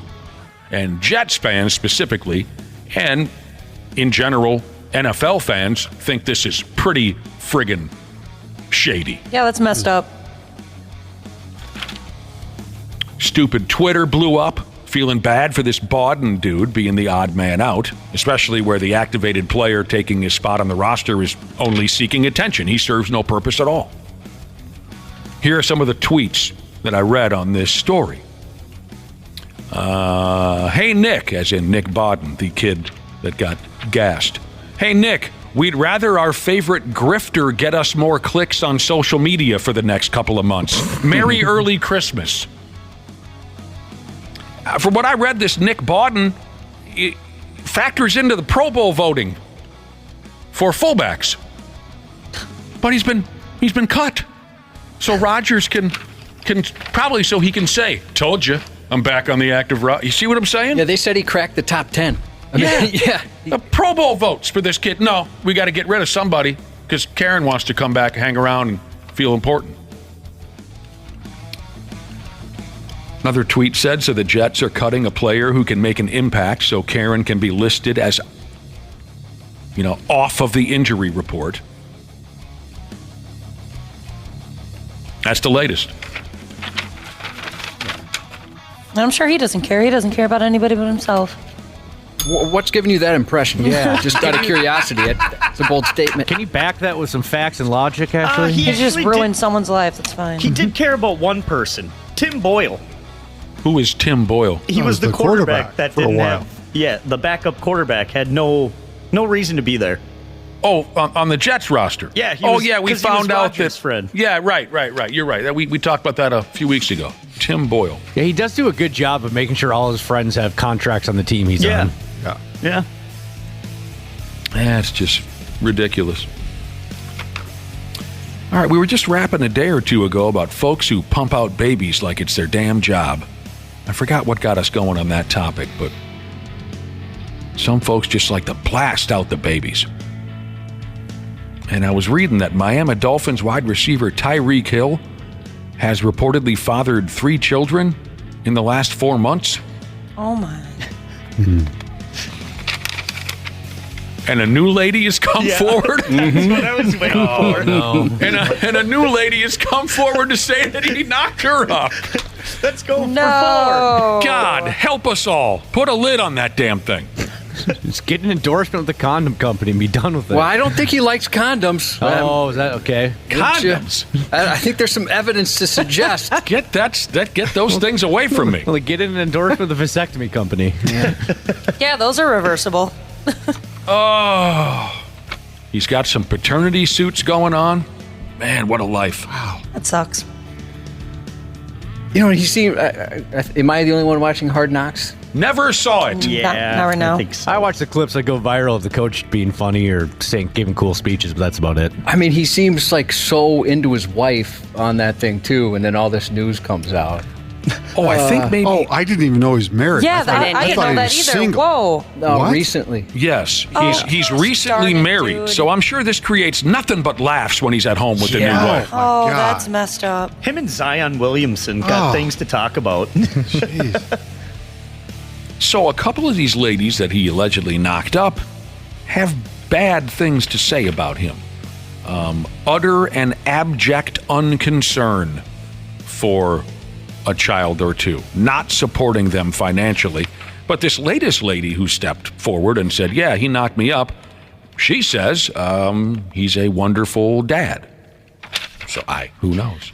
How can he be a wonderful dad if he's married to someone else? Like, what? Yeah, does good point. the new wife know? She's got to know, the new wife. Well, I'm reading something here, Janelle, and I guess after the news broke yesterday about him getting sued by the two women claiming that he's the father of their kids, she just posted a regular picture of him, just kind of he's just walking on the street, and people are thinking she did that to be well, he's still mine. It's my guy. And he has 3 kids before this, so that makes 6 total. I don't know. 6 kids. That's Nick Cannon. Is that? That's half of Nick Cannon. Yeah. Wait a minute. What you did got you a say? long way to go before you hit Nick Cannon. This article says he's already paying child support for 3 children he Okay. fathered with his ex-fiancée. He got married last month, and now a 3rd woman, in addition to the other 2, have come forward. So that would make 6. That's going to make 6. And then yeah. possibly the other 4, or the other one. Yeah. The 4th. Right. So There's a 4th. So 7. Wow, I wonder why she's his ex-fiance. I wonder if he did the same thing to her. But you asked a question, Janelle. You asked a question. How can you call him a great dad? If he's married and has got all these babies on the way on the side. Yeah. It's this. It's different rules when you're a millionaire pro athlete superstar. I guess so. If any of the rest of us dudes had that going, people would call us. People would say, "Put your D in your pants," for Christ's sake. But when you're Tyreek Hill, they say he's a great guy. Because he's special. He's different. Yeah. He's got money. Well, this is a guy that's going to have to try to play the game for quite a while now if he's got all of these responsibilities. Ooh-wee. That's 66 years old returning punts for the Vikings. Yeah. Well, wasn't it Phillip Rivers just had another kid or whatever a couple months ago? 10, I think, right? Yep, I think he's up to 10. Nick Cannon's got 12. Phil Rivers, that dude loves sex. He loves to have sex. I think he's very, very Catholic, too. Well, yeah, I think maybe just to procreate. Yeah. All those big Catholic families. Yep. Oh, here's a good Sauna Jesus texted in. A wonderful dad is a lot different than a wonderful husband. That's a great point. That's true. That's a very good point. Absolutely.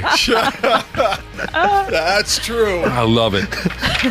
I love this stuff. God, I can't imagine the stress involved in something like that. Can you imagine? But then again, and stress on his poor wife. I know. I mean, come on. But really, I know Randy, she's trying to put a front on, but I mean, this was my fault. No matter who you are, that doesn't feel very good. Yeah, no. No. See, this was my fault. I went against my own word there, Real. I forgot. Again, he's different. For most of us, the stress of having 3-4 babies going at once, and I got 3 at home, it would kill most of us. But again, he's got all the money in the world. He's a somebody. It's totally different. True, he has people that take care of all that. Yeah, but that only lasts so long, though, Nick. I mean, the money he's got's not going to... You talk about the money.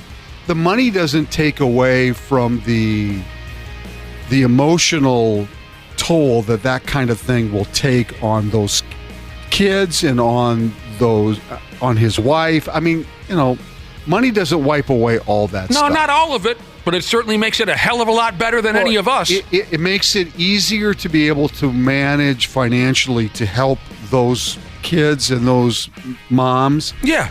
But it doesn't take away from the emotional toll that it doesn't take away everything, Randy, but it takes away a hell of a lot more than it would for the rest of us. It does help, yes. But see what Nick Cannon said he spends on Disneyland every year to take his kids? Oh, my gosh. $200,000. He takes all of them all at once? I don't know if it's all at once or how he works it up. Oh, that'd be so bad. All the baby mamas come with, too. Oh. And every year. Every year. Oh, I mean, gosh, he's not hurting for money, right? obviously. He's doing just fine, but my goodness. Oh.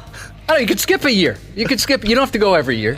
Just rent out the park at that point. Yeah. Think how much he's spending right now, too, during the holiday season with all the kids. That's what I was thinking, dude. Christmas must be pricey. And there's always a birthday. Yep. Always something. there's a birthday at least once a month. Yeah. Tampa Bay Buccaneers quarterback Baker Mayfield's the NFC Offensive Player of the Week. He just had a gangbusters week. Yes. gangbusters game last Sunday at wildly overrated Lambeau Field, the 200,000 yards, but whatever it was. Who do they play next? They play Bay. Jacksonville, I believe. Because we were talking the other day, you like that ball club, and when everyone's healthy, they might make a run. All right. Well, I mean, make a run is in the NFC South. Making a run would be 9-8.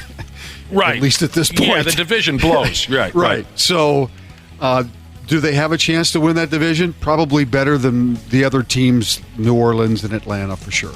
Did you say he threw for 200,000 yards in that game? Yeah. That's impressive. Yeah, at Lambeau Field. Yeah, how is no one talking about that? Here's a great text. We were talking about, life has got to be easier for guys like Tyreek Hill when they got multiple kids running around town, multiple baby mamas. It just is. Money makes everything easier. It doesn't wipe away all your problems, but it certainly makes it easier. Covered in Metal Jesus texted in to say, they say money doesn't buy happiness, but have you ever seen anybody unhappy on a jet ski? Never. No, I have not. Covered in Metal Jesus. I have Karis, who is 3. I have my junior, which is 3. I have my daughter who just turned 3 as of yesterday. I have another son named Tyler. He turns 3 in December. I got another daughter that was born October 16th named London. Another daughter that was born named Leilani, who's 2 years old. And I have my newborn with my wife. Her name is Jersey. That was Antonio Cromartie trying to listing roll off through all his kids. Right. And they're all 3. What's that? Like several of them, he says, are 3. I know. Also 3. Yes. Also Yes. 3. Also 3. It's a big year for him. Did he make the Pro Bowl that year, or what? What was the celebration? What a life. Oh, man. What a friggin' life. All right, before we get out of here, who here wants to admit that they have what might be considered a strange eating habit, a strange food? It could be you, it could be someone you know personally. Some people eat hot dogs with ketchup, which is disgusting. Oh, that's awesome. I'm kidding. I'm looking for extreme examples of, Sure. do you pour root beer on your meatloaf or anything like that? Sure. I have a few weird ones. Go ahead. What are they? I like to put hot sauce, Tabasco sauce on peanut butter toast. I've never heard of that. I've done that before, actually. Yeah, that's really good. And then, oh shoot, I just had the other one. All right. Pickle and peanut butter sandwiches. Fair enough. Yeah, I've been judged for that, but you have to dry I've been the pickles. judged for that. Yeah, you have to dry the pickles off a little bit, though. I always dry the pickles off. Oh, do you really? Yeah, when I put them on a sandwich. Oh, I like a wet pickle. Or else the bread gets all soggy. Right, exactly. If I put pickles on a sandwich, I dry the sumbitches out. Day or two, I leave them out in the sun. So when you have this pickle and peanut butter sandwich, is it before or afterwards that you pee on a stick? Usually afterwards.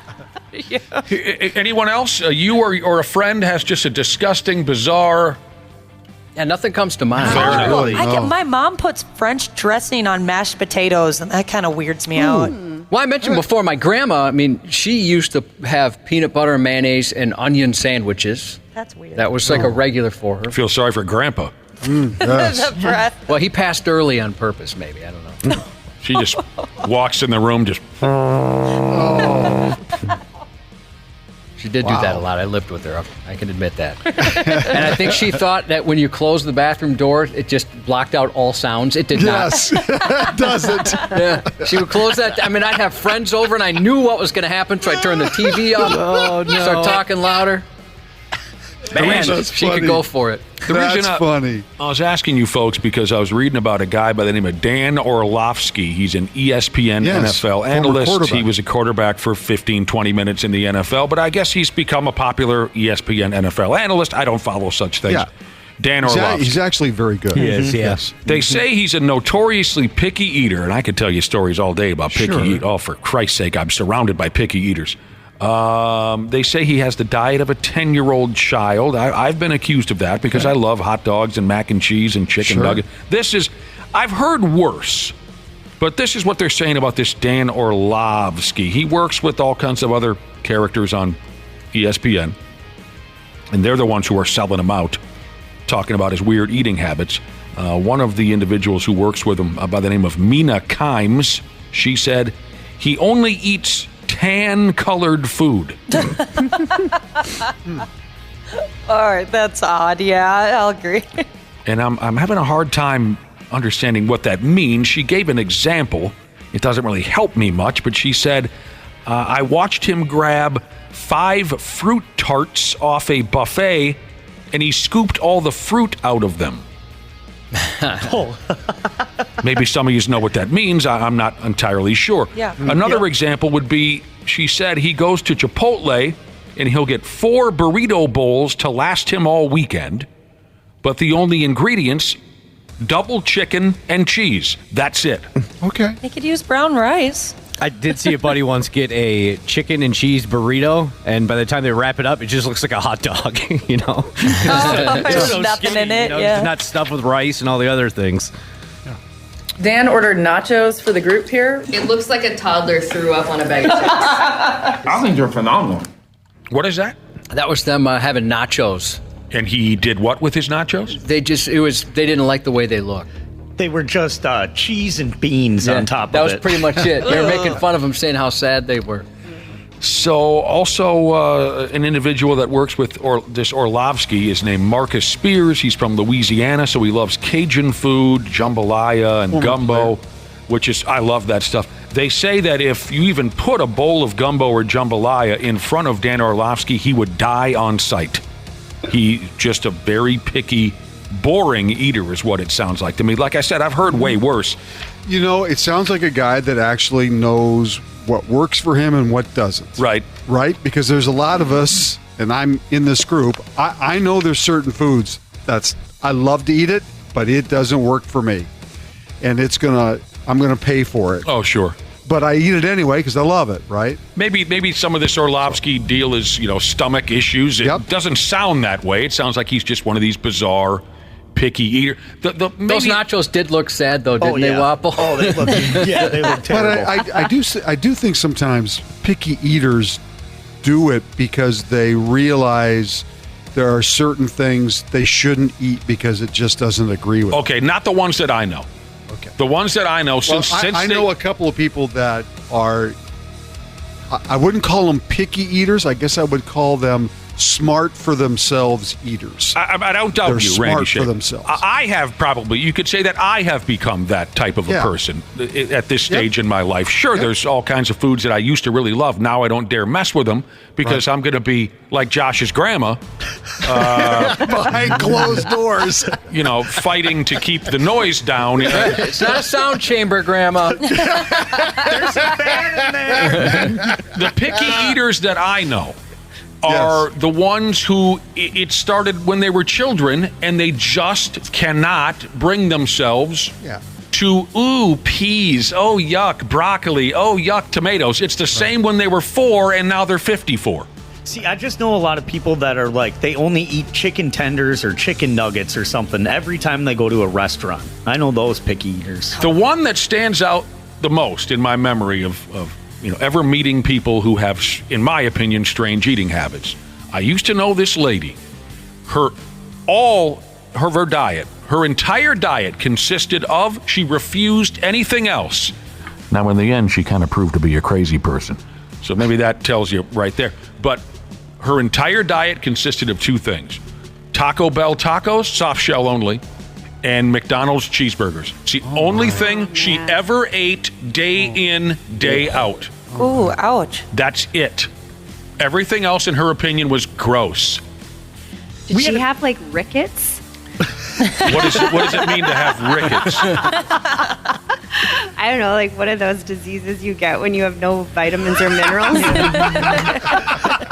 I don't know. Like pirates got it all the time. Because, they could only eat fish and stuff like that. I thought she was kidding. She was not kidding. No. Every single meal had to either be a soft shell taco from Taco Bell or a McDonald's cheeseburger, or she would refuse it. So, breakfast, she gets up and... Either one. I'm going to McDonald's. Either one. Whatever. That's a habit that's pretty spendy after a while too, right? How was her health? That's all you're doing. Iffy. Really? Iffy. If to her health, I would say the answer there is iffy. We had a guy in the building that used to work here that had crazy eating habits. Like who is that now? James. What? Oh, yeah. Oh, I see what you're saying. Yeah. Like, he never ate fish in his life because he hated the smell of it. He could only eat, like, Brussels sprouts.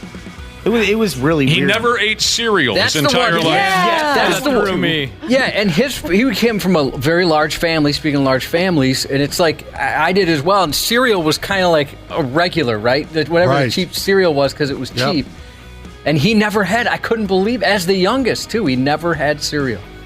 And if I remember right, it's kind of what I was saying about the picky eaters that I know. They were grossed out by something when they were 3, and they still can't bring themselves to just try this food that you thought was so gross in 1974, all right?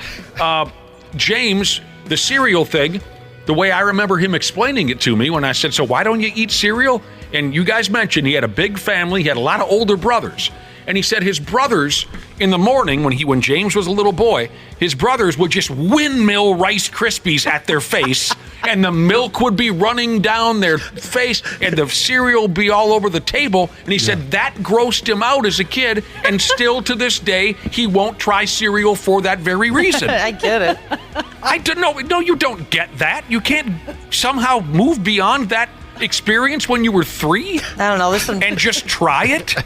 No, that's how I am with ketchup. I saw it as a kid in mustard, and I thought it looked disgusting, and I'm terrified of it. You are. I thought you were exaggerating. We were at a restaurant once, and Why would you be terrified? I don't know. It's a phobia. You know, how does any phobia start? Really? Randy, it's a phobia. It is. No, there's something. There's something to that. Definitely. He couldn't even look at your plate. He couldn't look at. He put his hand next to his I was there. Yeah. So he wouldn't see a condiment. Well, they were trying to spell out a word. It was me. On and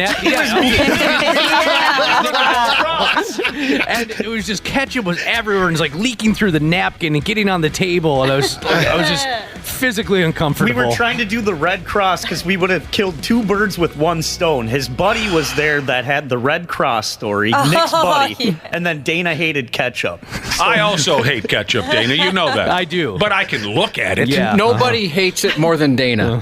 I've never seen that reaction. Wow, good for you, Dana. Thank you. If ketchup ever starts a fight, I'm at your side. Thank you. I appreciate I'll fight that. ketchup because it's stupid. I'm not 2 years old anymore. I don't need ketchup. I like the ketchup alley. You'd be the most boring subject in a torture movie. Somebody just hands you a thing of Heinz and you're terrified. There's no creativity like in a Saw movie. Yeah, they're trying to interrogate me. I'm like, all right, I'll tell you everything. All right, Randy, we got one more run at this tomorrow.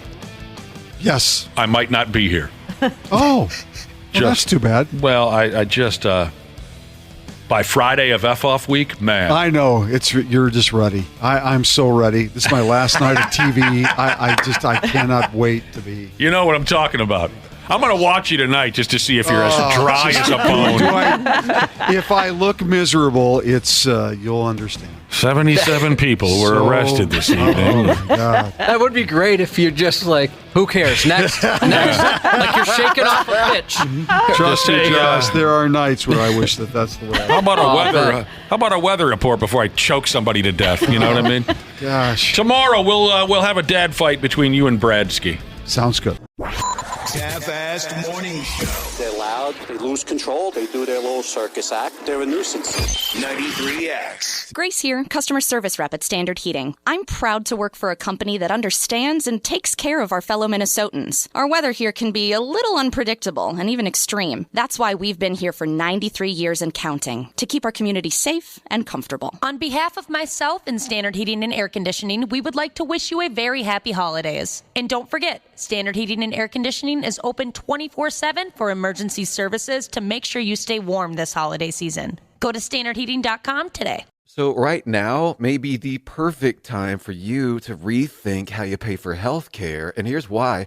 Not only is it open enrollment for a lot of people, it's also a time you can join MediShare and save even more than usual. For many families, switching to MediShare saves about $500 a month, which is a game changer for a lot of people. And what's more, they like it. MediShare has double the member satisfaction rate compared to health insurance. Double. MediShare is a proven thing, too, for over 30 years. It's a Christian community of more than 400,000 members. And here's the thing. If you join before December 30th and you mention the promo code SHARE, you'll get another 10% off all of 2024. That's 12 months of savings. So I'll give you the number here in a second, but call. You'll get a price within 2 minutes. And again, the deadline is December 30th. So call now. You'll save even more. Here's the number. 844-43-BIBLE. That's 844-43-BIBLE. 844-43-BIBLE. Care 11's Janel Klein. This is the 93X Half-Assed Morning Show. Here we are again, the Half-Assed Morning Show. It's 8:34. Janel Klein is here, too. I'm so glad to hear you got some time off. Yeah, it's going to be nice. Janel. You guys, too. It's going to be weird not to be here next week, but it'll be good for all of us. Well, we'll just have to call each other. Let's do that, can we? A big conference call. Yeah, like a little Zoom. Call me on Christmas morning. Okay. Make sure I'm up. So I don't miss anything. Okay. Yeah, I'm glad to hear you got some time off. Yeah, we do too. I can picture what Janelle does with her time off. She, dials up Call of Duty and plays video games for hours on end. Yeah. Let's try to come up with the last things that we would think that Janelle would do with her free time. Hours of Call of Duty is one that comes to mind for me. Join a motorcycle club. Any type of drug. What about a facial tattoo? Yeah. Social media arguments. How about long drawn out social media arguments? That's one of the last things I see Janelle getting involved in with her time off. Transferring drugs across the border. Those are all good guesses. Yeah. All good. Catching up on the past 5 or 6 WrestleManias. Definitely not going to a movie marathon. No, definitely not. Maybe 2024 is my year to finally get into wrestling. The Ric Flair day could have sparked a new love here. Well, Jesus, I mean, I got you and Wapple to teach me everything you know. This could be my chance. I'm just glad that we got out of here before the Nate did something that made you too uncomfortable. It did get a little uncomfortable. Get a little touch and go there for a second. Yeah. If you want to make it like a girls' event, my wife is a huge wrestling fan. Is she really? She could train you in on that too. Old school. It's fun watching like her and Nick sit there at a concert or something. They're talking about old school wrestling from back in the day. My We God. do. I love it. She knows Junkyard Dog. She knows Steve Lombardi. She knows, Hacksaw Jim Duggan. Powerlifting. Someone texted in, they don't see Janelle using her free time to power lift. Also true. Right. Yeah. Oh, Christ. Betting on dog fights? Are you going to go to any cockfights, dog fights? Oh, a dog fight. And she's just the kingpin of the operation. She's got half a cigar in her mouth, walking around collecting people's money. Yep. Just a big pit bull on a chain. Where's my money? Where's my money? Oh, man. Do emails hammer you in your free time or anytime? Emails? Like staying on top of them. I bet you get a lot of emails. We do. Is that a big part of your daily operation? Yeah. Reading and sending and, my God, emails? Yeah, every night before I shut things down, it's going through and reading them, because if you don't keep up on it every day, you never catch up. Okay.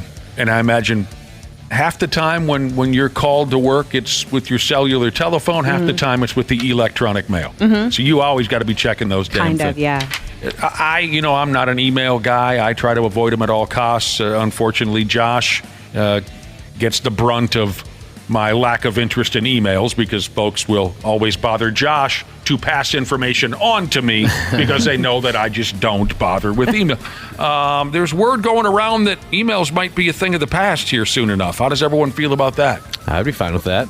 I guess I don't care either way. I feel like they'll get you some other way. Well, yeah. But This age of constant communication, there'll be another angle, no doubt about it. But I had once said I don't really like emails, and I had mentioned it before. And a guy that I know who would email me quite regularly took it like I was speaking directly to him. It's like, well, fine, I won't email anymore. I'm like, well, I'm not talking to you. I just mean like work emails and that kind of stuff. You know, that's completely different. But my mom does have a habit of emailing something that should be a text message. Right. That's kind of cute. And then get mad when you don't see it Yeah, like, what the immediately. heck? What are you doing? So, yeah, something like, oh my gosh, the water valve exploded and there's water filling my room. I'm drowning. Come save me. And it'll be an email. Like, hey, Mom, that could have been a call or a text message. That was a little more urgent than an email. Good old-fashioned phone call, man. People just can't do it anymore. So the overall vibe is that it's time to ditch emails. Now, let me see. Be patient with me here because the terms and this and that just don't work on me. I thought I had it, and maybe, Josh, you have the article in front of you, too. It would be replaced by something, and now I lost it. Let me see. I got to reopen the... Okay, they mentioned something called Slack. Oh, Slack, yeah. Yeah, that's very popular these days. Well, okay. We tried to get that going around here, and nobody used it. Okay. Do you remember that? Oh, yeah. The boss was all about it. He's like, hey, you got to go check out Slack. Go check out Slack. No one would. Well, you know what? Even before that, I was all about it, and I tried to get the morning show on one, and nobody wanted to do it. So, yeah, I mean, that was kind of like, oh, hey, Slack, I keep hearing about this thing in some of the nerd podcasts I use, and I set up all these different channels, like for anything we could possibly want to talk about, got everybody signed up, got everybody going, and nobody wanted to use it. Okay, I remember that now. That was a thing. You tried to get it cooking, and I couldn't catch on. Okay, I have it now. If we're not going to go with this email gimmick anymore, they mentioned something called Slack or something called Microsoft Teams, Teams. Barf. What's wrong with that one? I mean, just like everything that's involved with Teams. Like, there's so many authentication passwords that you have to do and all that crap. That's No, you're right. Let me in. It's right. That's relatively new around here. Like you said, you have to have certain apps to authenticate stuff. It kicks you out all the time. They literally turned my personal phone into a work phone now. Yeah, you have to partition your phone. Yeah. It would be easier to go rob a bank with Janel Klein when she has her annual bank robbing event during Christmas holiday than it is to sign into our email these days. Yep. And then not to mention, half of them are just ways to fool you into clicking on it. Yep. So you're shamed into being a stupid idiot who downloaded a fake virus or something, and you got to go through more training. I'm like 6 months clean on that, man. I'm pretty proud of myself. I'm on a heater right now. I'm not clicking on those things. It happened to you two times? Yeah. Yeah, it happened to me twice too. Do you guys get the training then as a punishment? Yes. Yep. Like someone from HR sends you like, oh, you idiot, you click this now. That's what Dana said. He got like a splash screen that said, hey, you're the dumbest guy that works for Cumulus. That was me. Like they shot confetti and stuff at the screen. It's like, you suck. You clicked on this link. Here's some extra training. Yeah, so a lot of people are texting in on Teams saying they never have any issues. Well, I'll tell you, the experience here is different. Yeah. How about this text message? Just use Discord, you stupid bastards. I love Discord. I've heard of it. I'm not sure. Is it just the same thing, some type of group chat platform? Okay. I don't know. I hate all this stuff. Hate it. All right, now people are texting in saying Teams is awful, so they're having a similar experience. I'm sure maybe you can tailor it to your business. Ours is just so locked down, it's difficult. And the thing with email, too, that also frustrates me. Somebody be like, well, hey, I emailed you. I'm like, all right, well, which of the 4 email addresses did you email it to? Yeah, trying to figure really. out which one it went to. And some people, like, they don't email the same email address each time. They'll, like, switch it up all over the place. My least favorite thing about emails is when you think you're going to click on a link to play a baseball video game. Yeah. It's not a baseball video game, Janelle. Not every time. I actually ran into them yesterday. Sometimes it's one of your coworkers naked and masturbating. You ran into someone Lucky. that you know the masturbator in question. Yeah, I don't want to hear about it. In question? No, you didn't. Yeah, no question about that. Not at all. Nick had the proof. There's no question. So, all right, we'll see where this goes. Sucks that it's a part of so many of our everyday lives. I hate all that constant communication stuff. You know, our boss, he's hilarious, and he loves to troll people. And he knows how much the the unread notifications stress me out. And so sometimes he'll just send, you know what, I should check. Maybe he's already done it. What do you mean he knows that unread notifications? What does that mean? I'm the same with Josh. Like if you have, you've got 5 texts and it says 5 on there, right? Okay. Yep. He will get hundreds or thousands. As far as, I'm trying to remember, there was an email once where he had like 10,000. Yeah, his email one time he showed me, it was over 200,000 unread emails. Oh, jeez. Wow. Okay. It was crazy. My I haven't email's seen at 19,164, and my unread texts are 392. I'd throw my phone off the bridge. Yep. How do you get...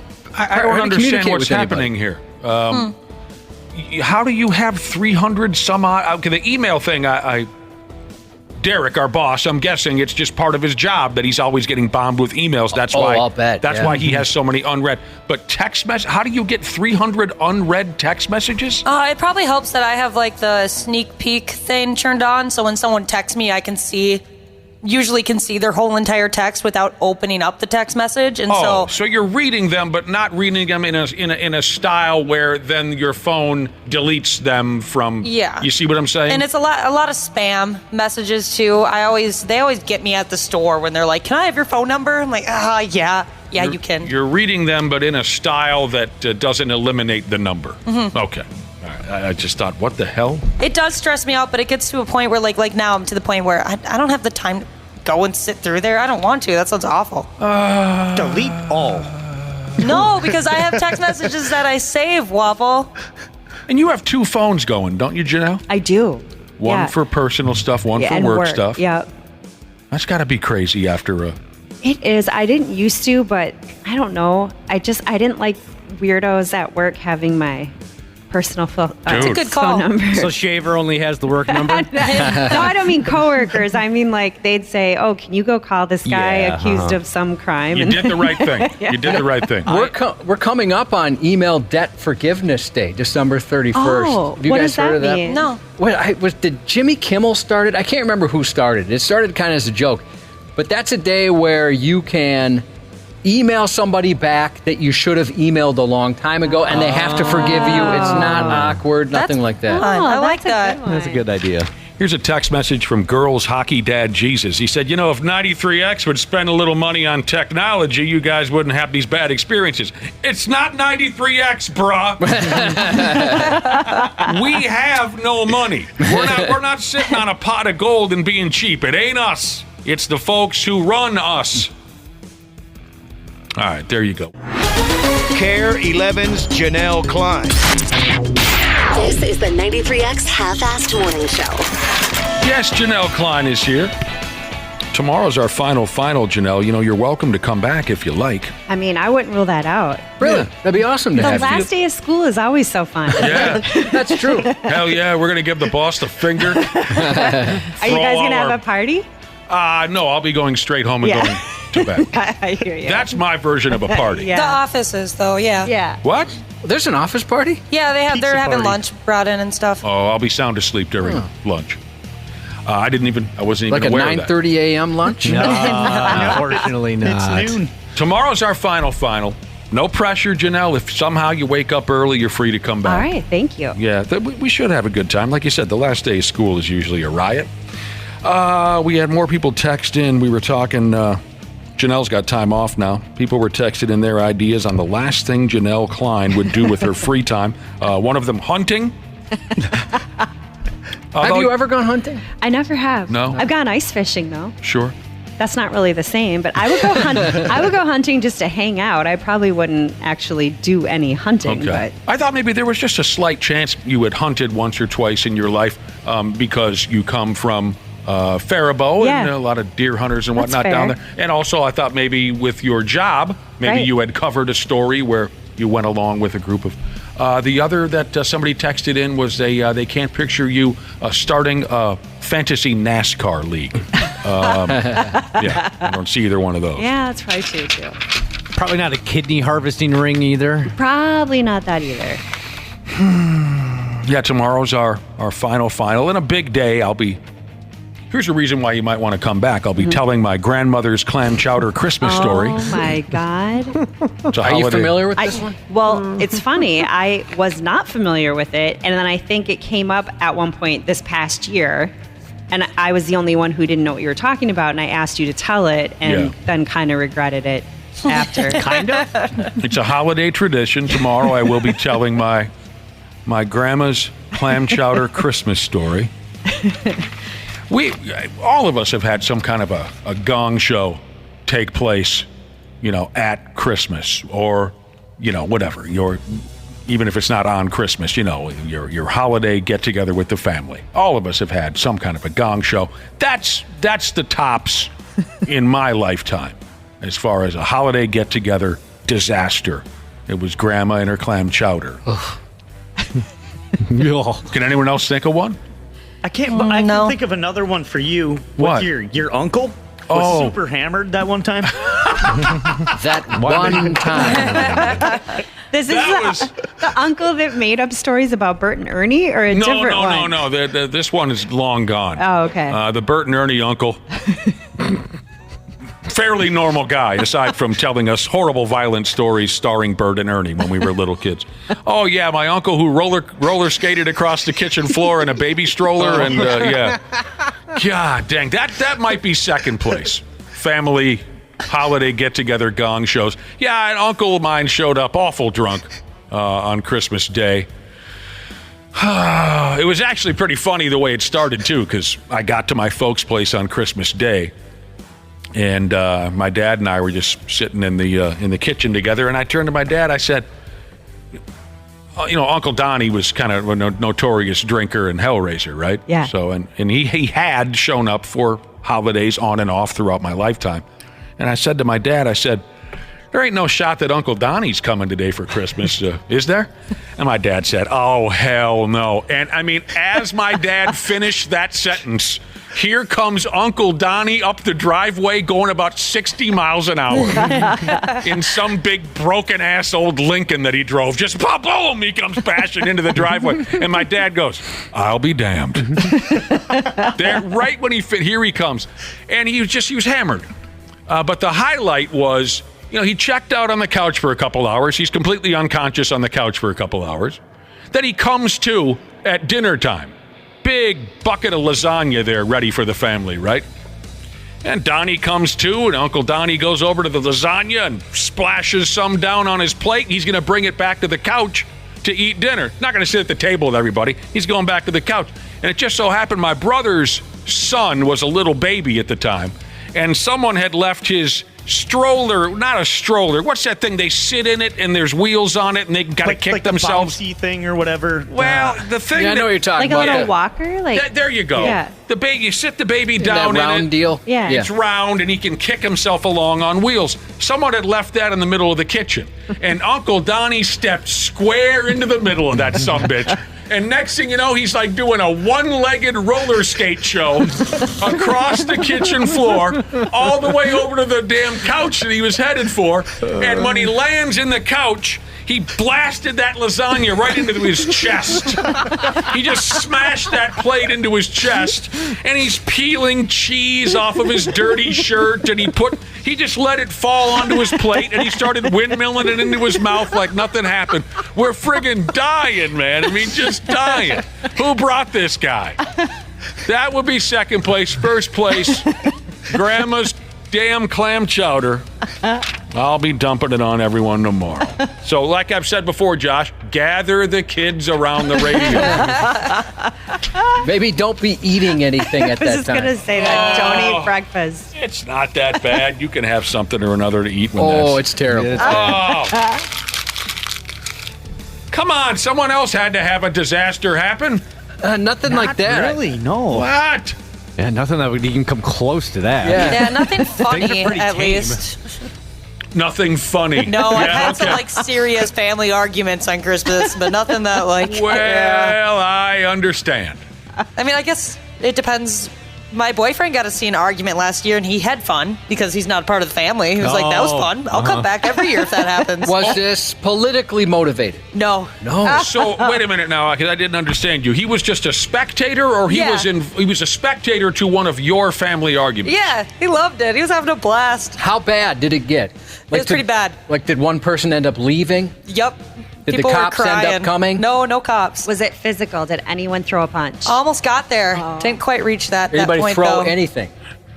Nope. Or break Slammed anything? doors. There Doors was have been crying slammed. and there was crying and there was people leaving early. Yeah. That's on awesome. Christmas? Like on on the Christmas actual day. Did you guys open presents or did they leave before that? Nah, the presents already happened. Okay. Yeah, thank God. It was like towards the end of the night, you know. He leaves thankfully. his presents and then comes back in the door. I forgot. I forgot the gifts. I can just picture that peckerhead boyfriend of yours, too, because he's the most innocent-looking swinging D in town. He really is. I can just see him sitting there completely silent, just his eyes following the action. You know what I mean? Exactly what was happening. Just enjoying everything that's unfolding in front of him. And he might someday marry into that family.